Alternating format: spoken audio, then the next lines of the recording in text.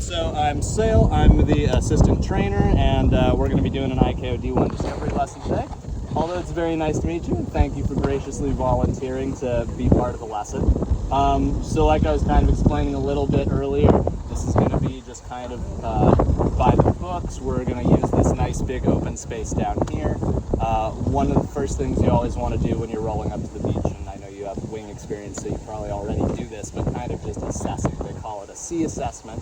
So it's spot, environment, and activity. So the spot being, this beach here. It's big, open, sand beach, which is great for us today because we have a lot of room to fly the kite without getting too close to anything. What we do want to be, wary of with a kite more than a wing is, everything downwind of us, because in the event that something goes wrong, you get drug a little bit, which isn't going to happen today. But if that were to happen, you want to make sure that anything downwind of you is far enough downwind that mostly you're not going to hit it, but also hopefully your kite's not going to hit it. So we're going to take our lines today and make it pretty short, so we don't run the risk of accidentally flying that kite too far to the left or right, hitting into those trees and things. So you can change the length of the lines? You can change the length of the lines. So that's one of the things that helps a lot in a beginner lesson is, kite lines are standard 20 meters. We can take those and cut them in half down to 10. You can cut them in half again down to 5. So we can kind of change that on the fly. You can also just, if you're working with a school, they'll usually have bars between size lines, so you don't have to do the process we'll do, which works, but it just takes a little more time. But then the environment part obviously is going to be kind of the wind today, which is nice. It's a bright, sunny day, so we've got our traditional Ventana thermal happening where the desert down there is heating up. Cooler wind is getting sucked through here, and then we get that little bonus Venturi effect from having the island out there that just kind of funnels all the wind right through our bay. So it's looking pretty smooth, pretty steady. If we look around at what other people are flying kite size wise, I was kind of here a minute ago, it looks like that's a 12, I saw an 11, a 10, and kind of running the gambit a little bit. We're going to be on a 7 just because we're not looking for power today, we're just kind of focusing on steering. And then activity is, everyone else beach users. So for us, we've got a wing lesson going on right over here. We're going to move, like I said, down the beach a little to where we have a nice open space to work in. But, as the wind kind of keeps building and people keep kind of showing up to kite, the spot will get busier, and we just kind of, work with it as that happens. But we'll be kind of in between kind of this launch and that next launch, so it's kind of more of a vacant spot of beach. But very first thing we're going to do is just grab all the gear. So I've got everything we need for the lesson right here. We've got a couple of different size bars. So we've got this smaller bar. This is the one we're going to be using today. You generally want to use a smaller bar with smaller kites. If you use a much larger, longer bar with a smaller kite, it's just going to make it move faster. So usually these bigger bars are for any kite like size 12 and up, whereas these are for any kite size like 8 and down, and then there's a mid-range bar. I just didn't bring one of those sticks. I knew we'd be using this little guy. But let's go ahead and get you some gear. So unlike winging, we have to put on some harnesses. So this one's a classic kind of windsurfer style harness with like some leg straps. So you just step into it like a climbing harness. These are some like bungee material, so they'll pull out a little bit. We're going to cinch those down. And then when this swings around, we're going to clasp this metal bar right through there. And we're just going to gear up for the whole rest of the day. So I'll go ahead and throw my harness on as well.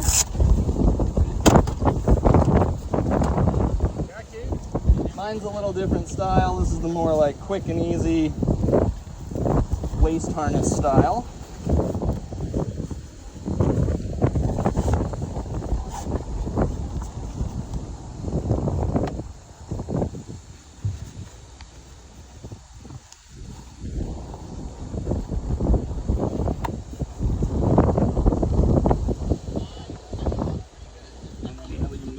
Up quite a bit. I got these from a friend of mine, Jason, who runs Evolution Kiteboarding, which is one of the IKO Pro Centrics here in Montana. I think it's the only IKO Pro Centric except for Baja Joe's.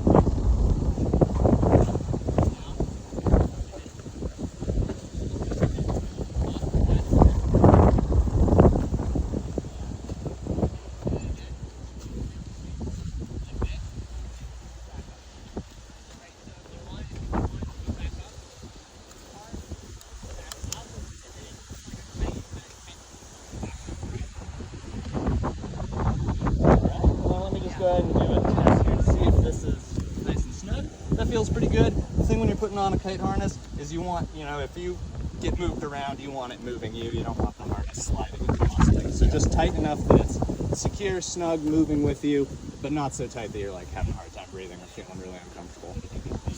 Next thing is a leash. So this is your safety leash. So this will always be attached to your harness, and we always want this attached in the front. So like on my harness, they have a special little spot for it right here. On yours, they didn't include like an extra little loop, but that's okay, we make do. And are you right or left-handed? Right-handed. Right-handed will go over here. So we're actually just gonna go ahead and put this right through the webbing on the front of the harness so that it stays right in front of you here. And then when you're not using this, it can just go right there so it's not dangling around by your feet. Mine is a bit longer. The longer leashes are usually for like wig style or unhung tricks, and that's mostly what I like to do. So my leash is a little awkward for teaching, but it works fine. I just wrap it around and go in here, stays out of my way. And then we are going to need helmets for the whole day. This one's adjustable, so it should fit pretty well. If not, I have another one here.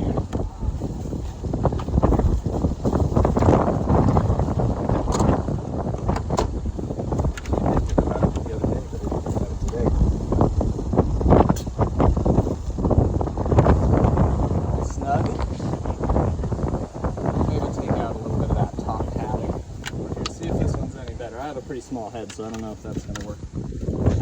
Nope. Move a little of the extra padding here. Give you a little extra room.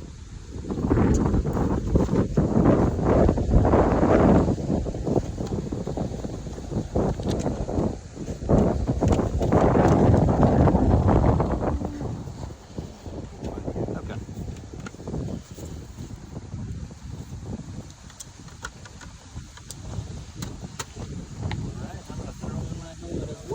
Start grabbing our gear.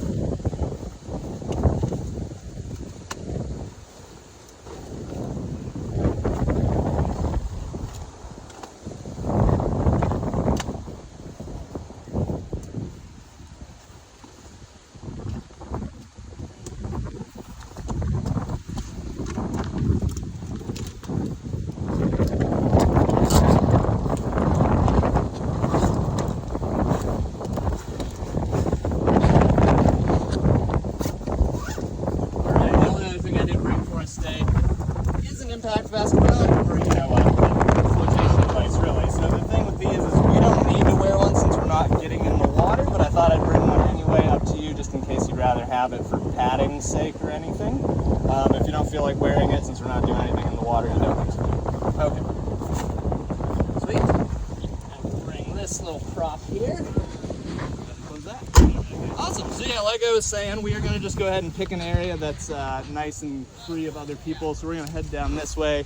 As you can see right here at the spot, people are already rigging up. So we've got more cars showing up. More people going to be kind of in our zone.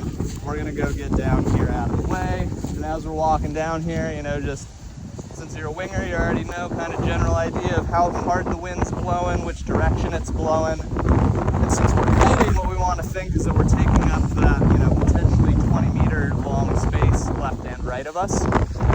So when you're rigging, finding a spot that you have kind of that open area to rig, nothing downwind you that's going to be potentially harmful if you were the kite hit it. So this little workout area they've got here, that big pile of rocks, staircase, even this tent, you know, foil boards, all kinds of stuff that you want to hit or have a kite hit, sticker bushes.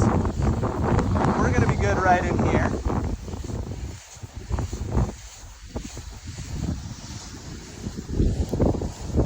We're also going to try and get away from anywhere where there might be like sharp washed up fish bones or anything like that.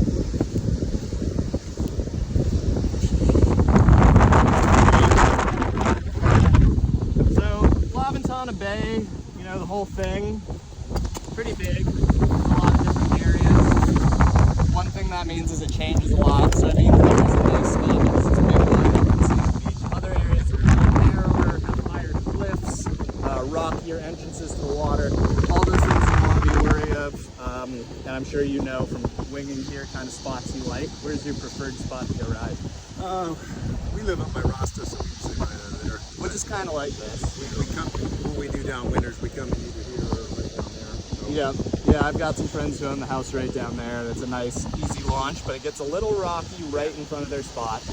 So, you know, just being aware of your environment and aware of, you know, the wind of the day and what other people are doing. Since winging and kiting are both wind sports, they're very similar in, you know, choosing your size for the day and for what you want to do. We have got a 7 meter today, which is nice and small since it's just day one. We don't want to be overpowered. So all we're going for, I'm going to get these out of my way so they're not just flapping around, is a practical kite that's not going to overpower us. So when we talk about like a trainer kite in kiting, you know, everyone always goes for that like 2-line little stuff kite. We don't really use those too much anymore. What we think works a lot better is using a full-size regular kite, as long as it's not so strong or so big that it's going to overpower you and drag you around. We want it to just be a full-size kite so everything works right, but this ties down with each one. So the first thing we're going to do is go ahead and inflate the kite. So with the kite here, you've got two sides. You've got your trailing edge here, leading edge. The leading edge is going to be inflatable, the trailing edge is just going to be downwind of you. So just like a wing, you can be as careful with this as you want when you're unfolding it. I just kind of let this trail and then grab it from the middle and kind of unfurl it like a bed sheet. I'm going to let you go ahead and do that. Just kind of let it flap around. Perfect. Just like that. And you can just keep holding on to that. We're going to go ahead and attach this pump. So, I mean, all of this is very similar. What brand of wings do you ride? Okay. Cabrinos, okay. A lot of them have gone fairly standardized, same as kites.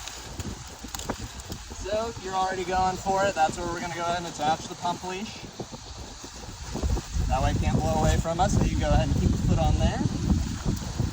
So, same as a wing, we've got our primary inflate system with the little octopus feeders that are going to go ahead and inflate our struts. These should all be open right now with the little clips, so we don't have to worry about opening those. And get that in there nice and snug. And then undo the cap, same as a wing. And then the PSIs are slightly different, obviously, between, you know, different kites, different wings, anything like that. But go ahead and give it pumps until we start gaining some shape in the kite.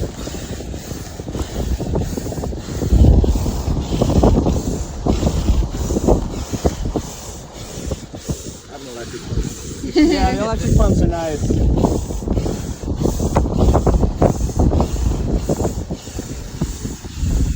Alright, so as it starts to take shape, it should just want to come into this nice smiley face shape naturally. And then, of course, we want to know how much to pump it up. So on some of the kites, it's going to say what the PSI is.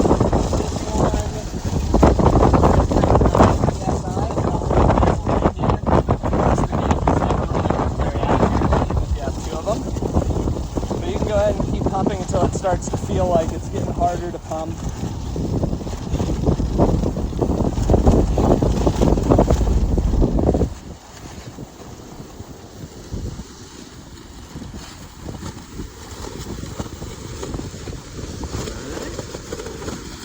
It's saying 7. Yeah, so we can go ahead and give it a few more, and if you want, you can undo the little thing on the back there, give it a little extra.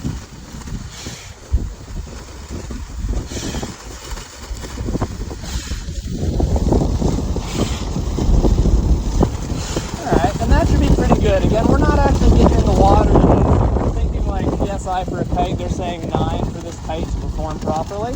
For us, it's going to perform properly as long as it's inflated. We can do that check and kind of either thumb test to see if you can easily dent it by squeezing on the leading edge or the bladder.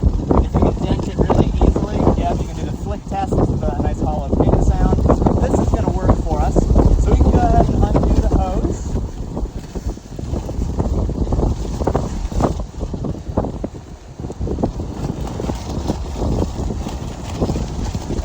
Go ahead and undo the leash there. And you can just keep a hand on the kite and I'll take care of the pumping. I'm just going to throw it back over here on our side. It's fine. So then we do have those little clips right in here.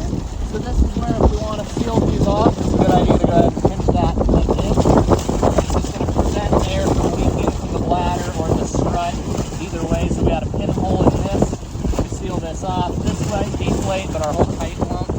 versus if we leave this open, then the whole kite's going to slowly deflate. What I like to do is, I don't particularly worry about these depending on what I'm doing. And if I'm going to do an island crossing or something where I know I'm going to be way out there, I definitely seal these off because it's just an added level of protection that if there was a leak I didn't know about, my whole kite's not going to go flat. If I'm just kind of doing back and forth little runs, staying close to shore, I might leave these open. It's safer to seal them. So we're going to go ahead and just clip that one, clip this one, you can work your way over there, clip that one. There you go, and as long as you can squeeze it in here and make that kind of click sound, they're good. From here, we're right in the middle of the kite, and just like that, it's easy, it's light, it's supported by the wind, it's not hard to hang on to or walk around with. So we already have some people kind of forming up here, and what we're going to do with our lines is we're going to lay them out that way. So we got this winger here, and board down here, looks like they're going to get in the water, but if our kite somehow got loose, we probably don't want it directly upwind of a foil, so we are going to go ahead and just walk right over here.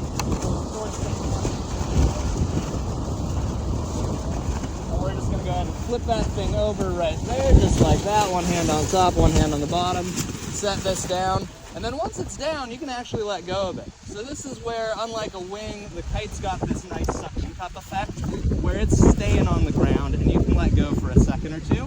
Now that's only true if the center strut's pointed right up into the wind like you've got it here. If it's off center, it's going to start catching back wind.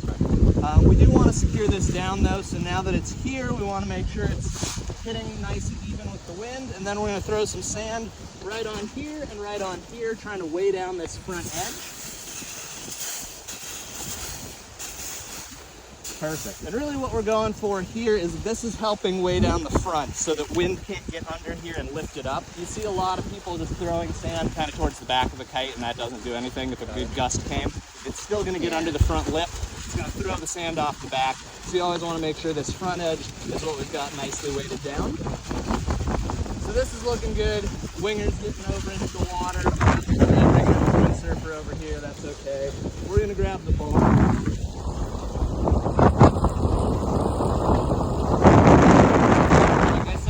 Short bar here today for a short kite. So we've got a couple of bungees. Get the bungees out of the way.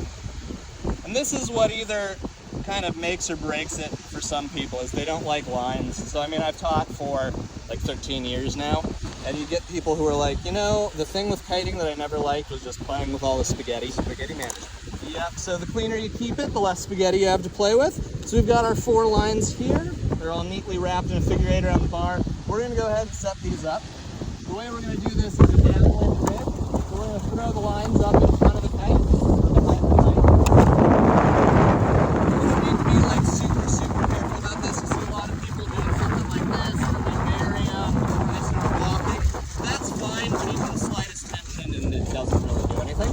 We want to let the wind work with us. So we're just going to kind of huff these up somewhere over there, and then we're going to let the wind sort of drop these lines off for us and kind of let them blow down in front of us instead of walking backwards and putting tension and pulling on them. And they don't need to come off cleanly, they just need to come off. So we can just start dumping those lines and walking down that way. And you can pull on them, whatever makes sense to get them to come off.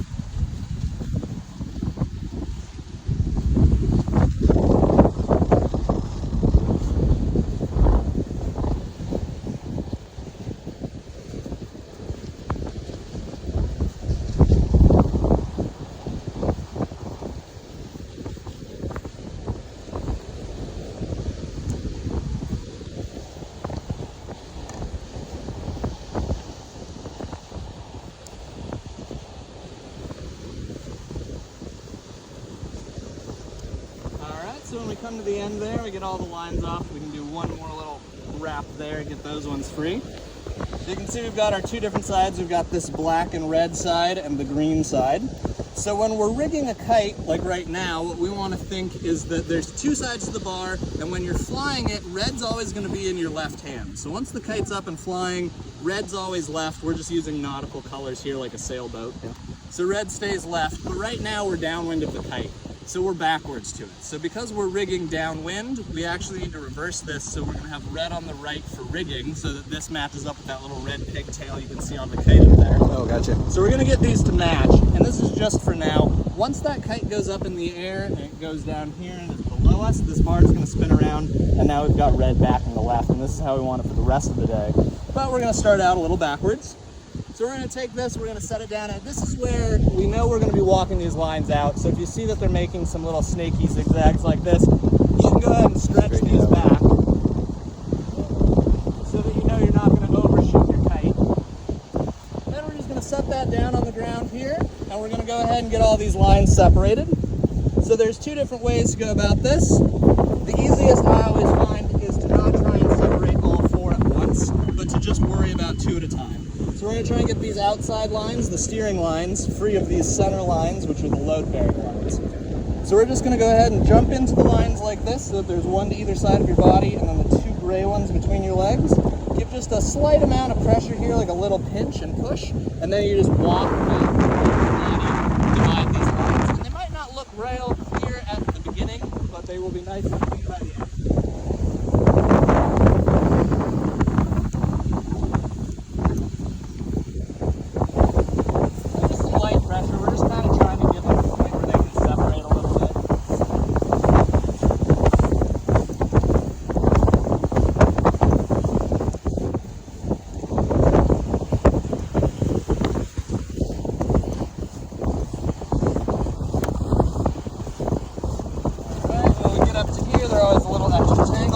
Kind of work with whatever will come free first. And once we get those ones pulled out of there, we can kind of give them a little yank. We're going to set these wide into the outside, so we set them wide to the side.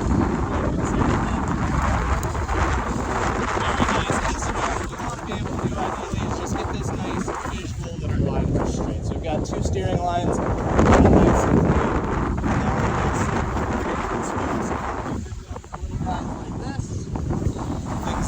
Step on. We'll go back down and walk out these gray lines the same way we walked out the steering lines.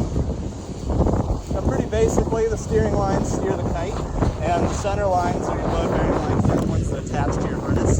So they're the ones that actually pull you, and they have these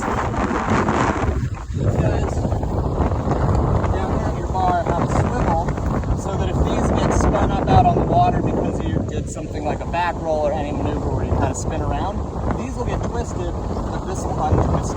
That being said, you still want to start out with them nice and clean in the beginning. You don't want them messed up. And you can ignore this little clean line. This is for when we shorten the lines later. But it will just look nice and clean like this. And we're going to go ahead and hop in there and walk those ones out as well.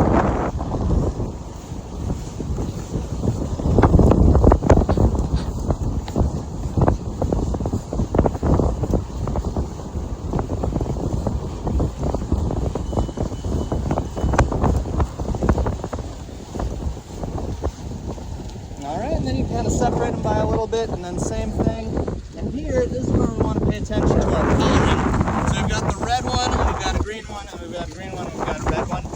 It's okay to just kind of do something like this, where you're like, all right, I want red to both be on the same side. We're just going to switch those around. We're going to send that one little twist down there to the end, and that's not even enough of a twist to matter. Plus, we've got the swivel. We just want red together and green together. We're going to set these back down. And then we can see all of our lines are nice and straight, very clean, very clear. Not on each other. That's great. Our next step is we're going to pause for a second. We're going to go back down the bar, and we're going to talk about all of our safety systems and a bunch of other stuff before we go ahead and hook these up. Because right now, we can't get into trouble with this system. If the kite somehow blew away, doesn't matter. We'll go run and grab it. As soon as we hook up, if we're attached to that bar and the kite blows away, we're blown away with it. So we'll go play with the bar before we hook everything up. All this seeming pretty straightforward. Yeah, feel free to ask any questions, anything to clarify. We aren't into anything complicated yet, but still, you know, just playing around with stuff. Alright, so down here we're going to go ahead and get hooked up to the bar. So the very first thing we're going to do every time is attach our safety leash. So we're going to take that little carabiner off the harness hook. Right to the your flag line, and it's got some nice bungee cord, makes it easy to get to.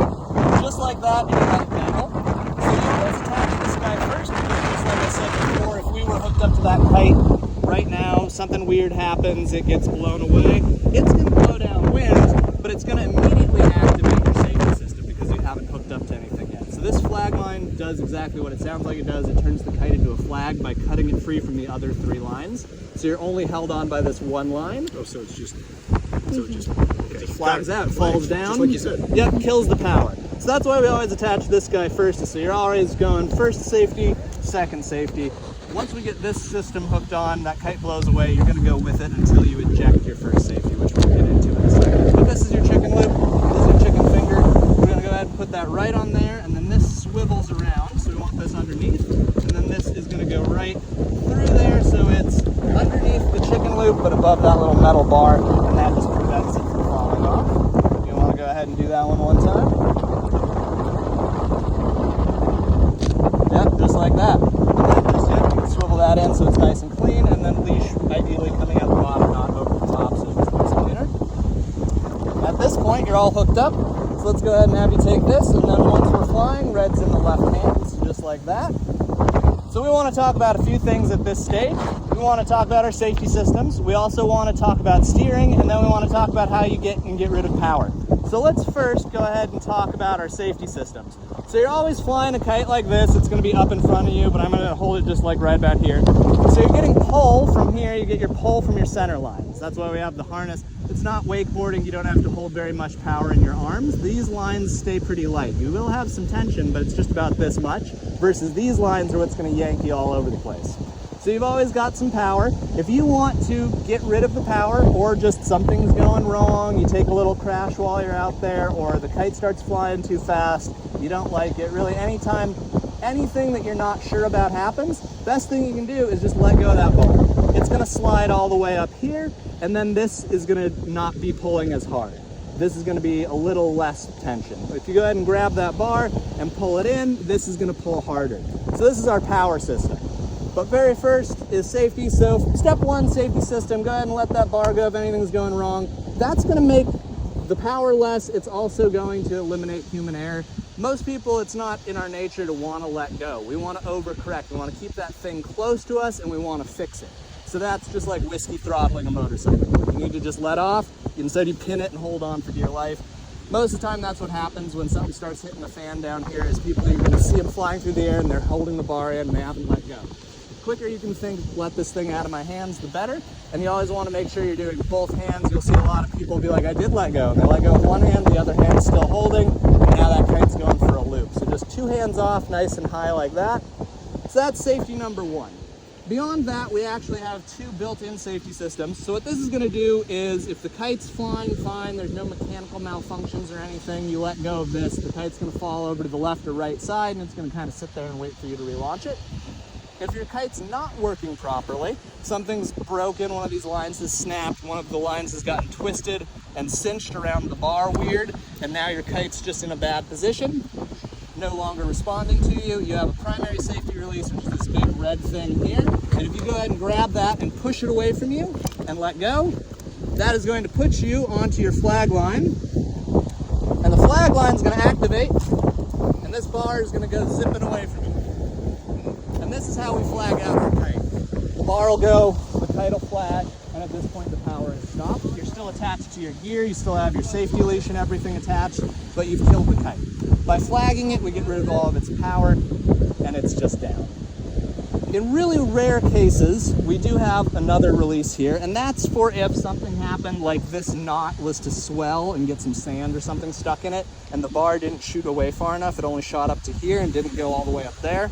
That's not enough to flag out your kite. It's got to go pretty far to flag that kite out. The bar needs to go as far away from you as the span of the wingtip to wingtip. So if it goes 7-meter kite, this needs to go 7 meters away for that to work. If it doesn't, you still have a lot of power. This is still going to be pulling on you.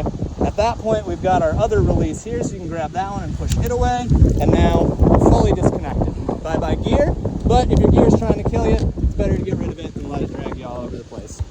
When we're talking safety systems, one thing to always keep in mind is that they incorporate these little metal components into everything. So whether it's that one up there or this one down here, when you activate a safety system, you want to eject it and open hand let it go. You don't want that thing ripping through your hand under tension. And that goes for both of these. The other thing to keep in mind is when to use each one. So like I said, letting go of the bar, you can do anytime you feel even mildly unsure of a situation. Ejecting the kite, you can do anytime that the kite is no longer operable.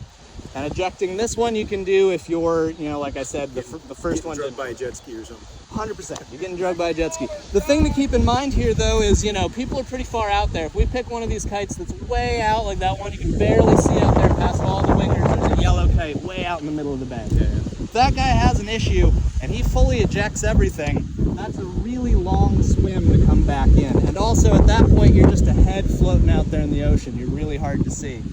You don't want to hit these all at once, even if you're freaked out. You'll see people kind of do the skydiver thing where they're like, jump the old one, jump this one, get that one, and you're like, no, because if you do that way out there, long swim, hard to find, you might not be wearing a bright orange helmet. If you can hold on to it, if you can get to that kite, it's going to be like a little boat, a little raft, and it's going to be easy to see. We won't cover it today. It's called a self-rescue. It's how you can turn that little kite, even if it's malfunctioned, into a small boat and help sail yourself home. So getting rid of this one is something you want to know how to do, but also you want to know when to do it and when it's actually going to cause more problems. If you're right here on shore and you're like, oh man, I would much rather just swim in to get drugged up the beach, junk this one. If you're way out there and you're like, okay, I might want to get up to that kite before I have to swim all that way. It's going to be an unusual set of circumstances before you even need this one. It's very rare anymore. I teach a lot of instructor courses where I teach people how to be kite instructors, and anymore I get so many people who are like, oh, I've never actually even had to use this. And you're going to be an instructor. You need to use it a few times just to know how it feels. Yeah. But it's become very rare that this is a thing anymore. But it's still good that we have it. All right, so again, this one we're just going to go through either right here, or I'm going to use the webbing just because it keeps it away from this system. So we'll just go around the webbing, and then pin goes through the loop, folds over, and gets covered up by the case. I'm going to have you go ahead and do that one for me one time. And we'll go through both those pieces of webbing just so it doesn't pull unevenly. We'll get it through this back one right here, if I may. Just back behind that one, just so that we've got double the webbing.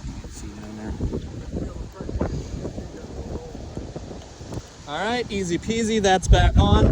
This one we're gonna go ahead and disconnect for a second. I'm gonna give you that back. This is super easy to set up. We're just gonna grab the bar, and we've got a flag line running through right here. We're gonna pull that flag line back into the bar, just like that, until it clicks back into place. And then this guy is just a seatbelt clicker, so that just goes in there.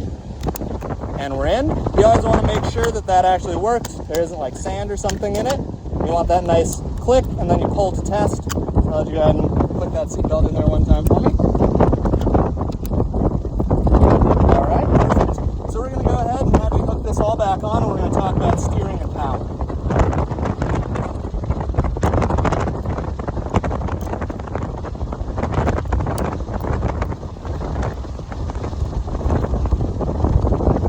That'll swivel around, so yeah, that looks good. And then, like I said, this is fine, but it's better if we have it coming out the bar. So we could do one of these and then just swivel this guy all the way around. Just keeps it a little cleaner. All right. So flying the kite, you've got red back in that left hand. So, okay, we went through safeties. Let's talk power and steering. So the first thing we said is letting go of the bar makes some of your power go away. That's because from here to here is your sheeting. If you sheet in, you get more power. If you sheet out, you get less power. So right where you're holding it, we're going to say power translates to pull from this center line. So if you're holding your bar all the way in, you're getting a lot of this. If you push that bar out, you're getting less of this. So if that's the most power and all the way up here is the least power, where do you think we ideally want to hold it? To start? Or any time, just kind of like while you're riding, but to start's a good one. Seems to be in the middle somewhere. Exactly. In a perfect world, we're going to find what we call the sweet spot, where we don't have too much power, we don't have too little power, and we're just in this nice sort of neutral zone somewhere in the middle. Now that obviously changes based on what kite you rigged. If you rig too big of a kite, your sweet spot's going to be further out because you just have too much power.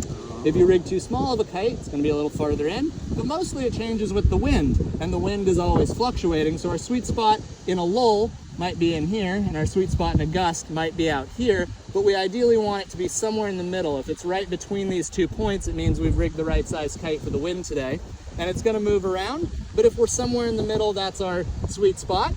So we want that sweet spot so that we're always feeling about this much tension on these center lines and about this much tension on your steering lines. There will still be little gusts like this.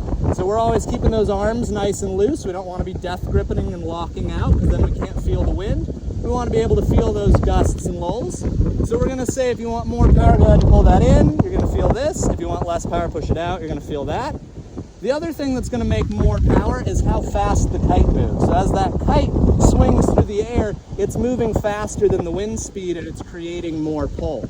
So if we move that kite really fast, we're going to get yank, and if we move it really slowly, we're not. We're going to just keep that same. This action, which is what makes it move really fast. Exactly. So let's go ahead and play with that one. So let's go ahead and say you want to steer your kite to the left, just like that. So what we're doing is we're tightening one line and we're slacking the other. So if you want to steer to the right, very good, we're tightening one line, we're slacking the other. So that's going to go over here. Go ahead and steer the other way.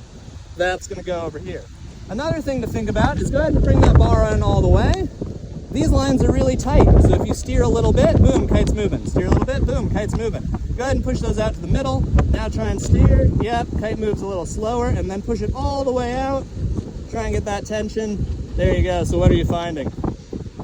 Nothing happens. Well, not nothing happens, but it happens slower. Yeah. So all we're dealing with is when that bar is in here, the kite's very reactive. It wants to move quick because you have so much tension in your steering lines that just a little motion gets the kite to move. Whereas the further out we push it, the more drastically you have to turn that bar before the kite wants to react.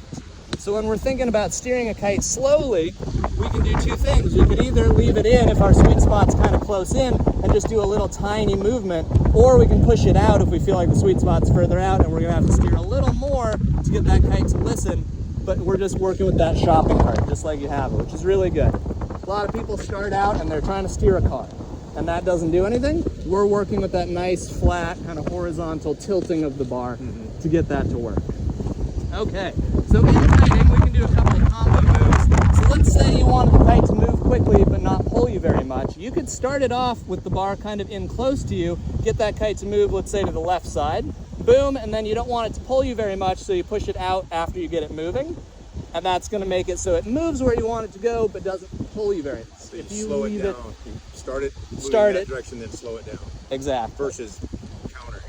And you could do the same thing. You could get it moving slowly and then pull in, which is going to get the kite going where you want and then pull you to where it is once you want it there. So we can go ahead and play with that a bit. What we're doing today is a lot of kite flying. So it's going to be a lot of figuring out that sweet spot, finding where it feels comfortable, and then also getting that kite to be where you want it, being able to hold it in certain spots, and also being able to get it to move where you need it to move to.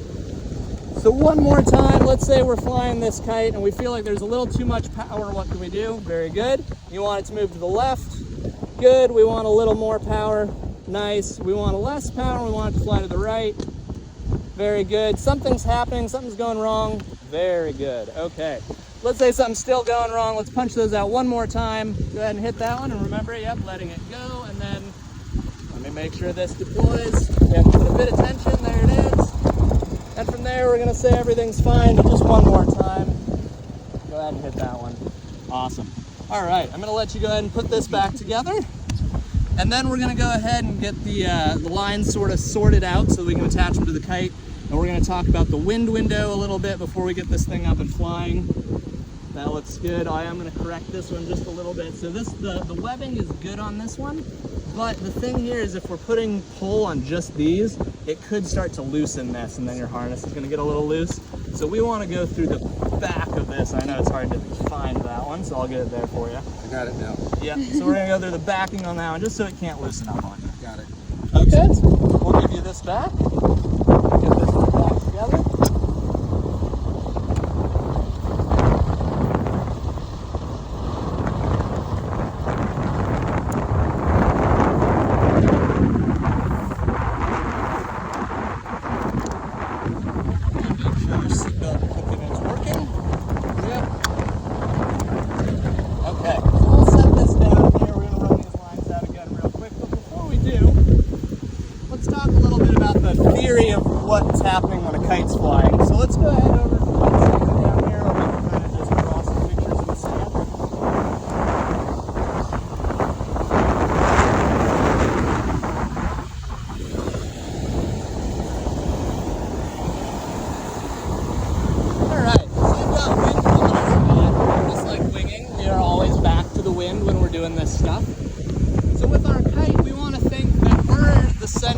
point of our wind window. The kite can go over to our left, and today we're gonna have like 10-meter lines that are shorter, so we can have it kind of over here, about 10 meters with full-size lines, 20, 22, sometimes 24, and then it can come all the way up in a big arc and go the same distance over here on our right, and it forms this kind of semi, like half circle. So we call that the wind window. So you are the center of your wind window, and the wind's always blowing at your back. So this is our wind direction.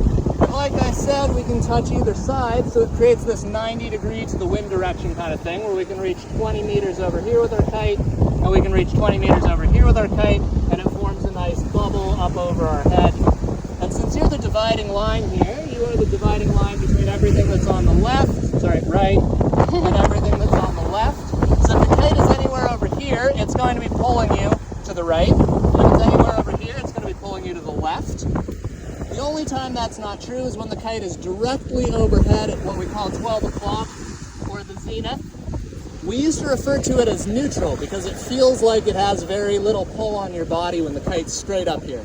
It's not true. It has the same amount of pull as if it was to the left or the right. It's just pulling you straight up, and so it doesn't feel like it's dragging you anywhere. It's just kind of doing this, but you're a little lighter on your feet.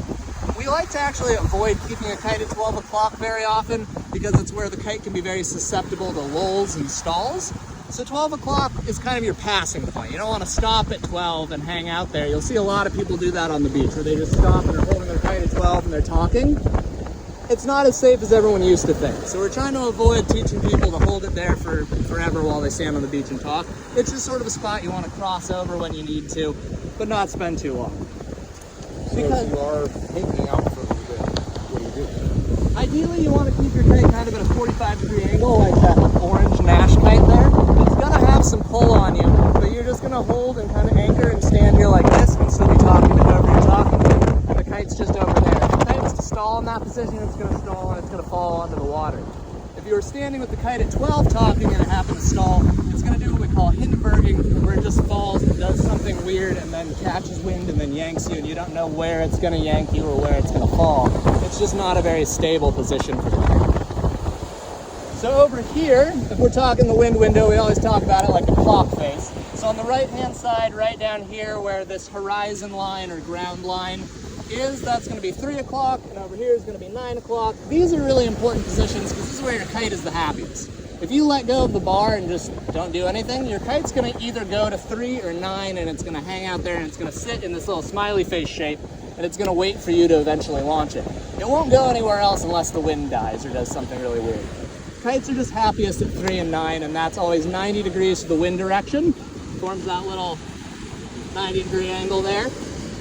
What we want is that those are always our launching and landing points. You always launch a kite from 9 or 3 and you land it back to 9 or 3. Much less important is going to be 10 o'clock and 11 o'clock, as well as 1 o'clock and 2 o'clock. And these are just kind of general reference points. So if I say, okay, go ahead and put that kite over to 11 o'clock, you know that it's somewhere kind of high up on the left-hand side. If I say go ahead and put it to 2 o'clock, it's somewhere low on the right-hand side. Just sort of a general way of putting positions up there in the sky for us. Right here at 10:30, or right here at 1:30, we've got these two nice 45-degree angles. And those 45-degree angles is where you can see most people's kites when they're just sort of riding along. It's a really good balance of the two types of pull we get out of a kite, which is either upward pull or directional pull. By keeping a kite high, you're getting a lot of that upward pull. By keeping it low, you're getting a lot of directional. By keeping it at a 45, you're getting a mix of the two, which is keeping you light on your feet so you're not sinking into the water, but it's giving you clear direction. So when you look at most of the people who aren't transitioning or jumping or doing some sort of trick, their kite's just kind of at a 45 and they're just sort of cruising along. That's where we're going to work a lot with today, just kind of holding it there, keeping those things working, just back and forth from one 45 to the other, getting it a little lower, getting it a little higher. But that's just a good spot to hang out when you asked earlier, where do you want the kite?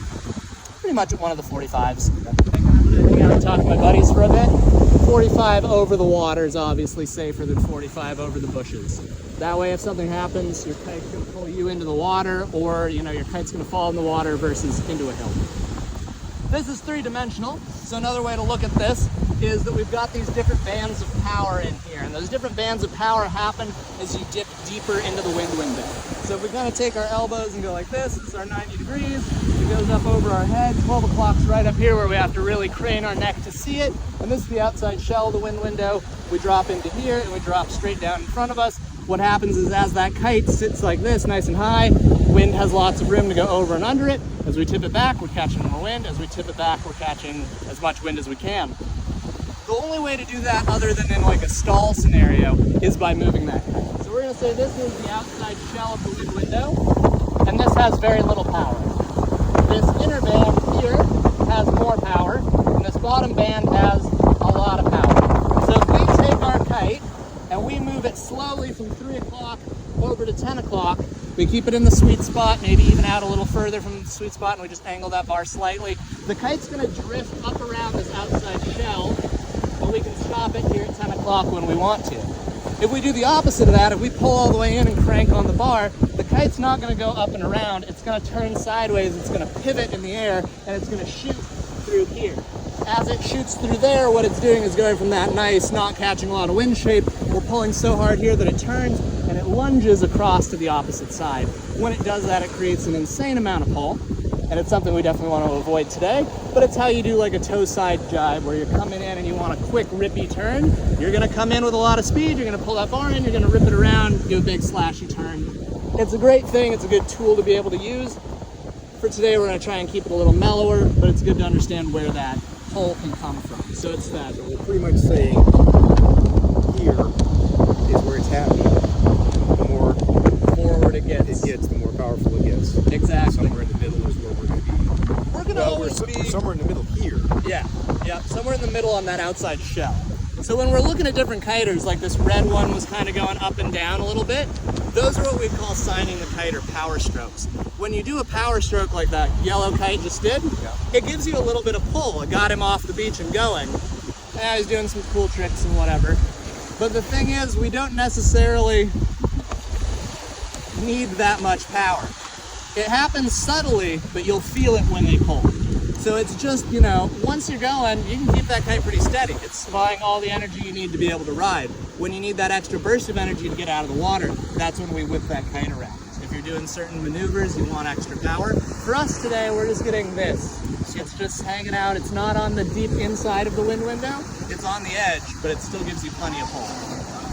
So, the bar, left, right, which is this, more than anything else. Yep. You pull it in, that's when it pulls it. It is, slightly. What it's doing to your kite there when you pull it in is you're putting tension on these wingtips, which kind of holds the kite in a little more like this. It bends that those little wingtips in, and that causes the kite to sit back a little bit. And when you let that out, it comes back up. So bar out is like a nice flat shape, holding the kite kind of higher into this. When we pull those in, it drifts back. But that's just making that one. Yeah, that's just making that one kind of bend in the kite.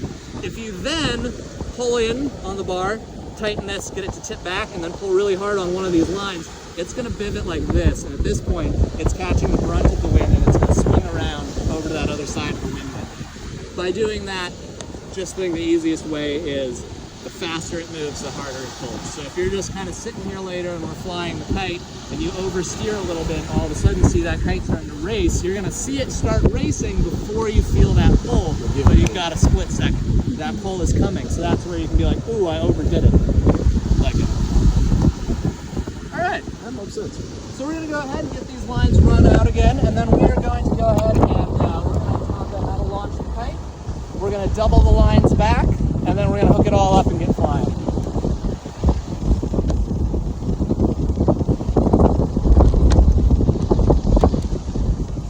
All right, so we're going red on the right, and we'll run this out real quick together. So I will start off with the outside ones, and if you want to just follow me with the inside ones.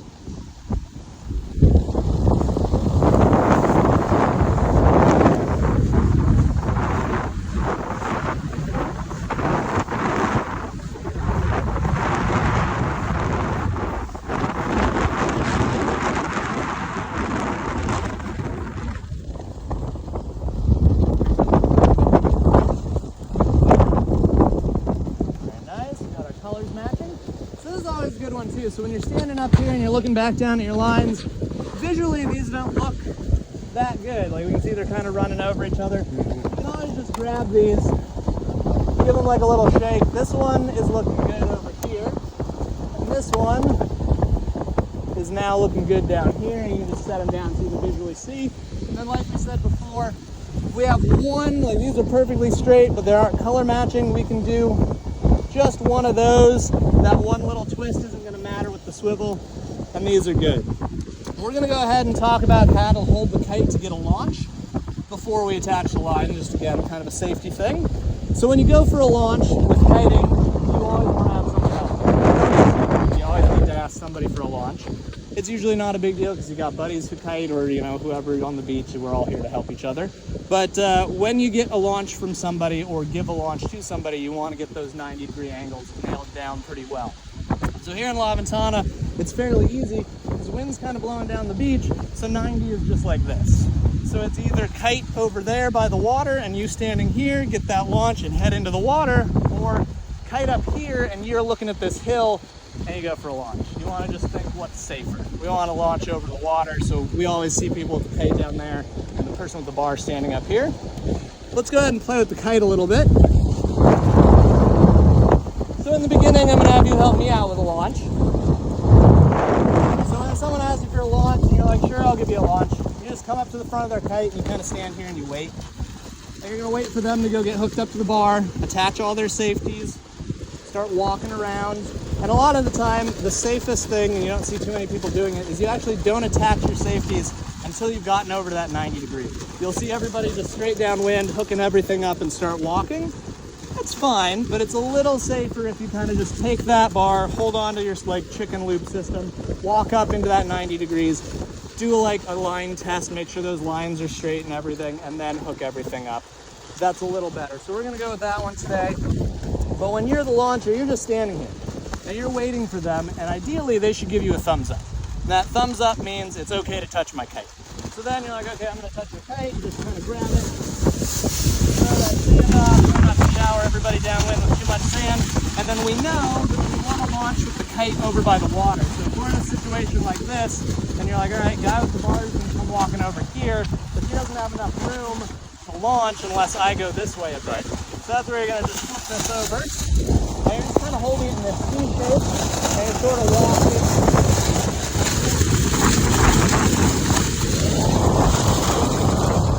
And what we're going for here is that you're holding it in a C shape or a launching position like this. So it's one hand underneath and one hand kind of supporting it. And it's just like that, a big happy smiley face in C shape. What we don't want is to still be holding it too flat. The lines are going to maybe hook on something. We don't want to be pressing it into the beach and accidentally changing the shape of the kite. And we don't want to, for any reason, just be kind of tip like this. As the person holding the kite, this is really all you're supposed to have to do. You're not supposed to have to figure out the exact angle for the launch. The person with the bar is supposed to be in that right spot. You're just supposed to hang out. That being said, you know a launch is good when the canopy stops fluttering. We can't simulate that until we have the lines connected, but if there's this much flutter in a kite, this is not a good launch spot. This is meaning you're standing way too high up out of that wind window. You're not even in the wind window, and if you let go of this kite, it's just going to blow downwind. Eventually, it'll get into the wind window, then it's going to have the lines get tight. Kite might roll over, kite might hot launch, a million things could happen. When you're looking at a good launch, and we're a little too far away to see anybody launching right now, but all the kite's going to do is look like these other ones. Fully supported by wind, not fluttering. You also don't want it to be pushing on you. If the kite is fully supported with the wind and it's not fluttering, but it's trying to push you upwind, you're standing too deep in the wind window. You're down in that power zone. All the kite's trying to do is it's trying to push you and it up to that 90-degree angle where it wants to be at either 9 or 3 o'clock. So when we go for this launch, what we're going to do is just grab the kite from the center, have you flip it up and hold it, and it's my job to find that perfect 90-degree spot where then the kite is supported, but it's not pushing you and there's not very much flutter, and then I'll give you a second thumbs up, and that one means it's okay to let go of my kite. And you don't want to toss it or anything, you just let go and take a step away from it. It's the pilot's job to get it up from there. So we're going to go ahead and bring this kite back over to our lines, and we're going to double those lines down with our little, okay? Then we'll get them hooked up and get this thing flying.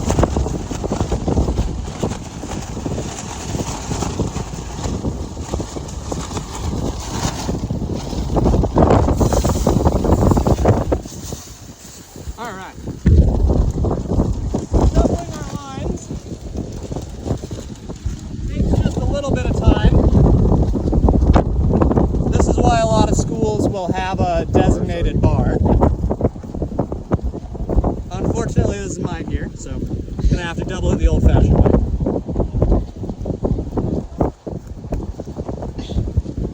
Good thing they have good Tennessee bars. Yeah.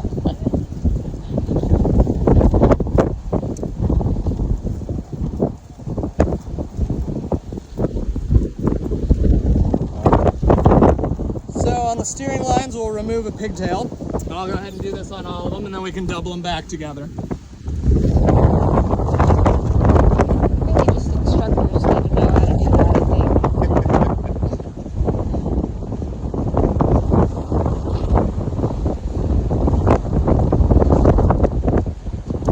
All right, so anything not making sense or any clarifications? No, it's all pretty clear right now. All right. Feeling somewhat similar to the whole thing with winging.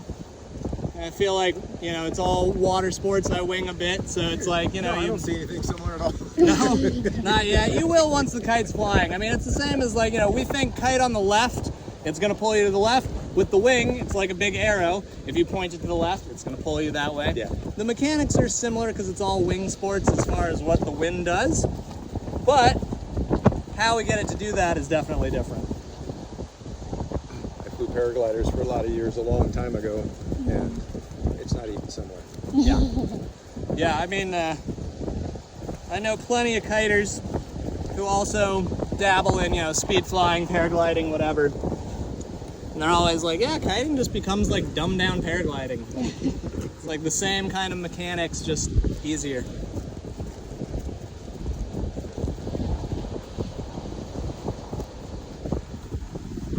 All right. So I've got all of these guys separated. So what we'll do first is double back these lines. So I'll have you go ahead and take this one. And I'll take this one. We're just gonna walk straight down the bar with it.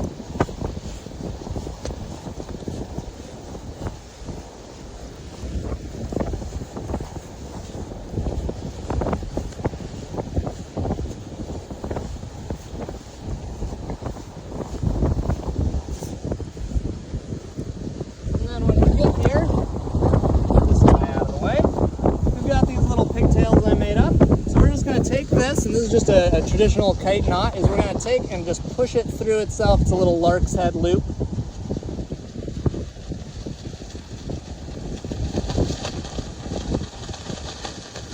It's so stiff. I do this every day with my leash. Yeah, same idea, just different lines. And then we're going to go ahead and slip that lark's head loop on right behind one of these knots and just cinch it down. There we go. Nice. And then I've got the red line here and you've got the green line, so I'm going to give you that one. And we're going to walk these up, just kind of find our center points in it.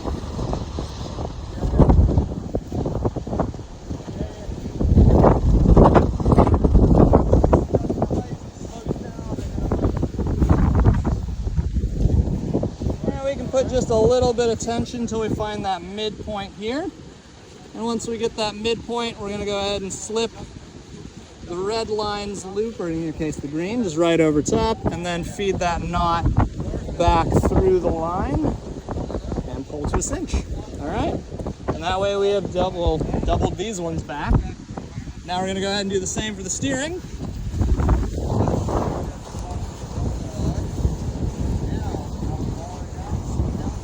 Steering lines are just a wee bit trickier. This little green pigtail. So for this one, we actually have to start it off here, and it's mildly annoying. So we go ahead and do that same lark's head loop, but then we take and feed this other line back through itself and invert the lark's head so that we can go ahead and cinch it down. Yeah, this one's a Lark's head. all right, so then we're going to take and form another lark's head inside here by throwing that other line through there. I'm going to kind of invert this guy around. Now we we've got this lark's head that's going to slip down over this knot, so we'll leave this one big for the time being. And we just have to feed all the way down until we get to the bar on this one.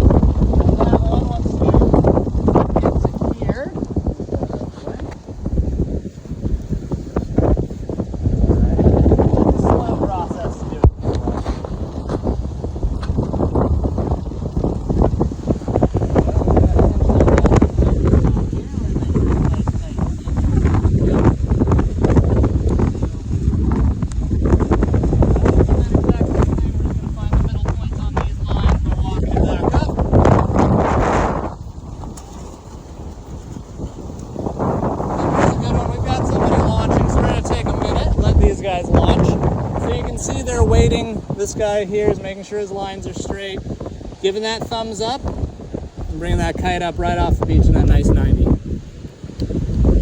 Once they're out of our way, it's safe to go ahead and walk. He or she's not putting it over their head. They're Nope. keeping it out at a bit of an angle. Keeping it out over that way, a bit of an angle, so it pulls them towards the water and stays away from 12.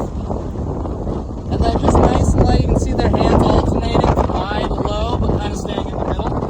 So that's that, you know, alternate with your gusts, a little slack, pull in, a little pull, push out. All right.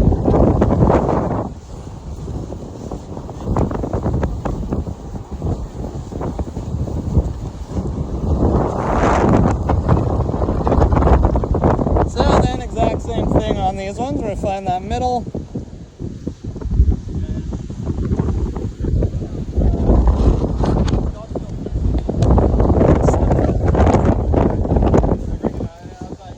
Perfect. All right.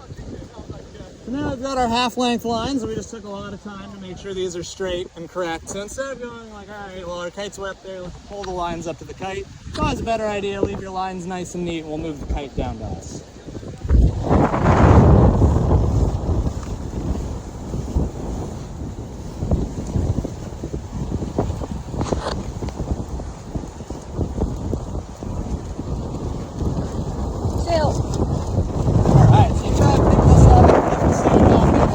Down the lines.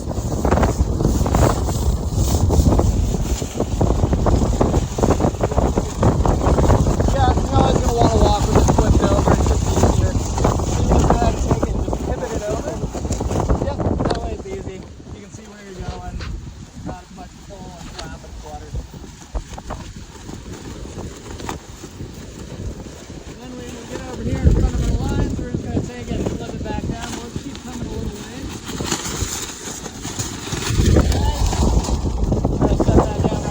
Put a little bit more sand on it, way down. Yeah, I know, they limit a bit of movement. Alright, that looks good. Now we're going to go ahead and check all of our connection points. So these ones are easy, it's just a single line going. But under here we have our bridles. So for bridles, you always want to go ahead and lift up that canopy. Make sure that they're making these nice, clean, wide connections. Very easy, like this one also, and gets wrapped through there, and if you lift up your canopy, you're never going to see it. So give it a lift, make sure something weird is not going on. If it is, pull it through, check those connections, set it down. Do the same thing over here, make it all bridle, start up through nice and neat, set it down, and then you can attach these lines in any order. It doesn't matter as long as they go to the right one, and they're alternating, so you can't mix them up. Obviously knots don't go together, so we just go knots to loops. Same lark's head to attach everything. We'll make that little lark's head, snug it on there, and we're good. Make a lark's head on this one, pop it right on there, and we're good. And I'll let you go ahead and do these two.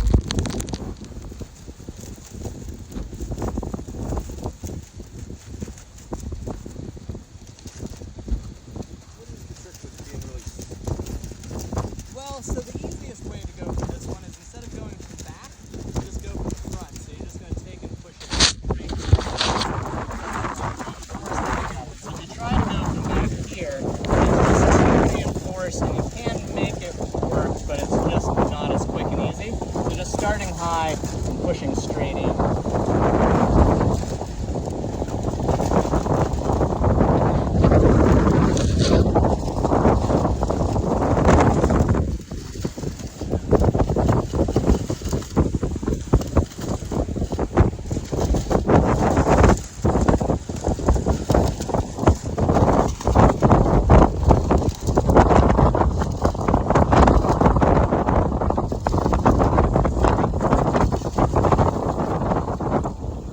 So at this point, we're fully hooked up to the kite.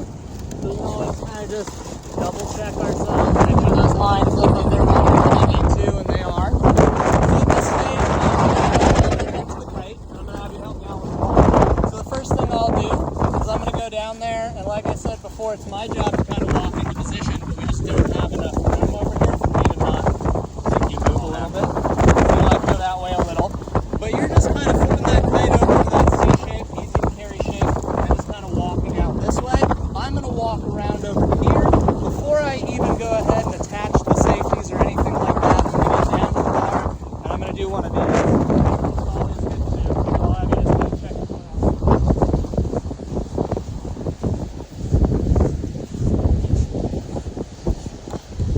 You're going to make sure that this is running up straight. This is running up straight.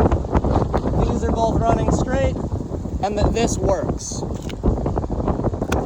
No sand in there. Put it together. Then I'm not going to attach. I'm going to kind of hold like this, and I'll walk with it. We'll go ahead and do that together. Make sure I set this all back down. I'm going to do one of those before I put the kite up, just as a reassurance that everything's working properly. I'll have you go to the front of the kite, and I'll give you that thumbs up when I'm ready for you to tip it. And then you're going to edge out that way. I'll walk around over here. We're going to find that proper spot, and we're going to do a little exercise where you'll be holding on to the kite, and you're waiting for me to give you that second thumbs up before you let go of it. I'm going to walk up a little too high, and that's going to force you to be a little too low with the wind window. So if I walk this way, you'll start feeling that kite start to push against you.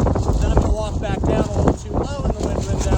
That kite won't even be in it technically, and it's going to get all that flutter back, and then we're going to kind of find that perfect angle. So I'm going to flip this completely over. Flip it completely over, and you're going to hold it in like a crescent moon shape or like a C shape. Okay.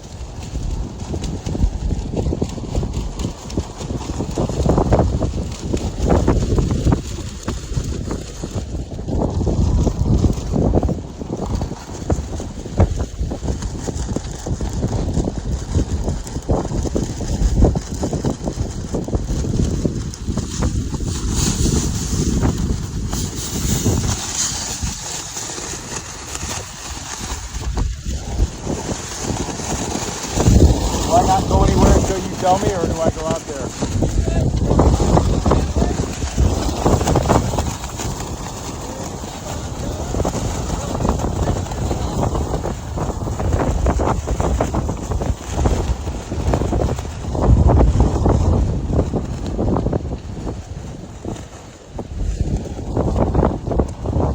Alright, so at this point we're trying to find that 90-degree angle. So if I'm right here, this looks pretty good. The kite's not fluttering. It maybe flutters back a tiny bit. It maybe pushes on you a little bit, but it's pretty balanced. If I keep going this way, it's going to start to want to push against you. That's not going to be good. If I keep going this way, it's going to want to start to flutter. That's not going to be good. We want to make sure we're right here, and then you can go ahead and let it go.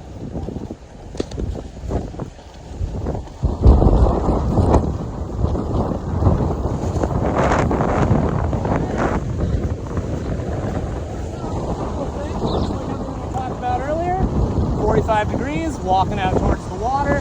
We're going to kind of go sit this down over here, away from windsurfers, away from everybody else. Fly this thing, but we're up, we're flying, it's pretty steady. If we want to, we can let go. It's going to fall, and it's going to sit there at this nice 90-degree spot. It might bounce a little, but it's not going to do anything, and it's just going to stay here until the wind dies, or you can go into the car and start to launch it. Launching is just pulling up on this a little bit, just angling the green line to make it go up. If it starts going up too high, we're going to drop it off the block, and it's going to come over to the other side, at which point we're going to pull with the opposite hand, balance it out. We can bring it back over here, But no matter where it is in the sky, if it's over here on the left, it'll fall left. If it's over there on the right, it'll fall right. If it's at 12 o'clock, we don't know which way it'll fall. We can always just put that bar out, let it sit. Or when we need to, pull the bar in, put a little tension here, get this thing coming up. We're just going to have it kind of flying right about here. And then we can put it down a little bit. By sheeting out on the bar, the kite will naturally want to fall. By pulling in on the bar, the kite won't naturally want to go up. I can pull in and it's not going to make it go up. It's just going to pull. So we need to use our steering, but by pulling out, we naturally kind of let it fall. So we're going to go ahead and walk down this way a little bit.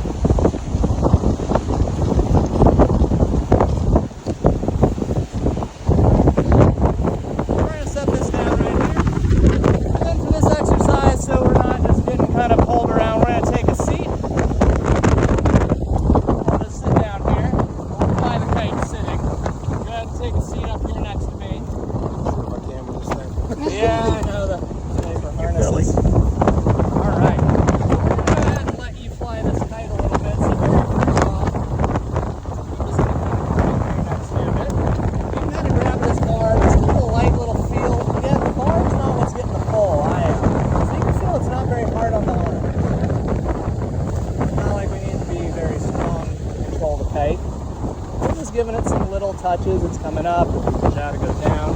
Our goal here is to hold like kind of constant tension in the green line, just enough that the kite stays up, but not so that it's coming up and across. There we go, a little more on that green side.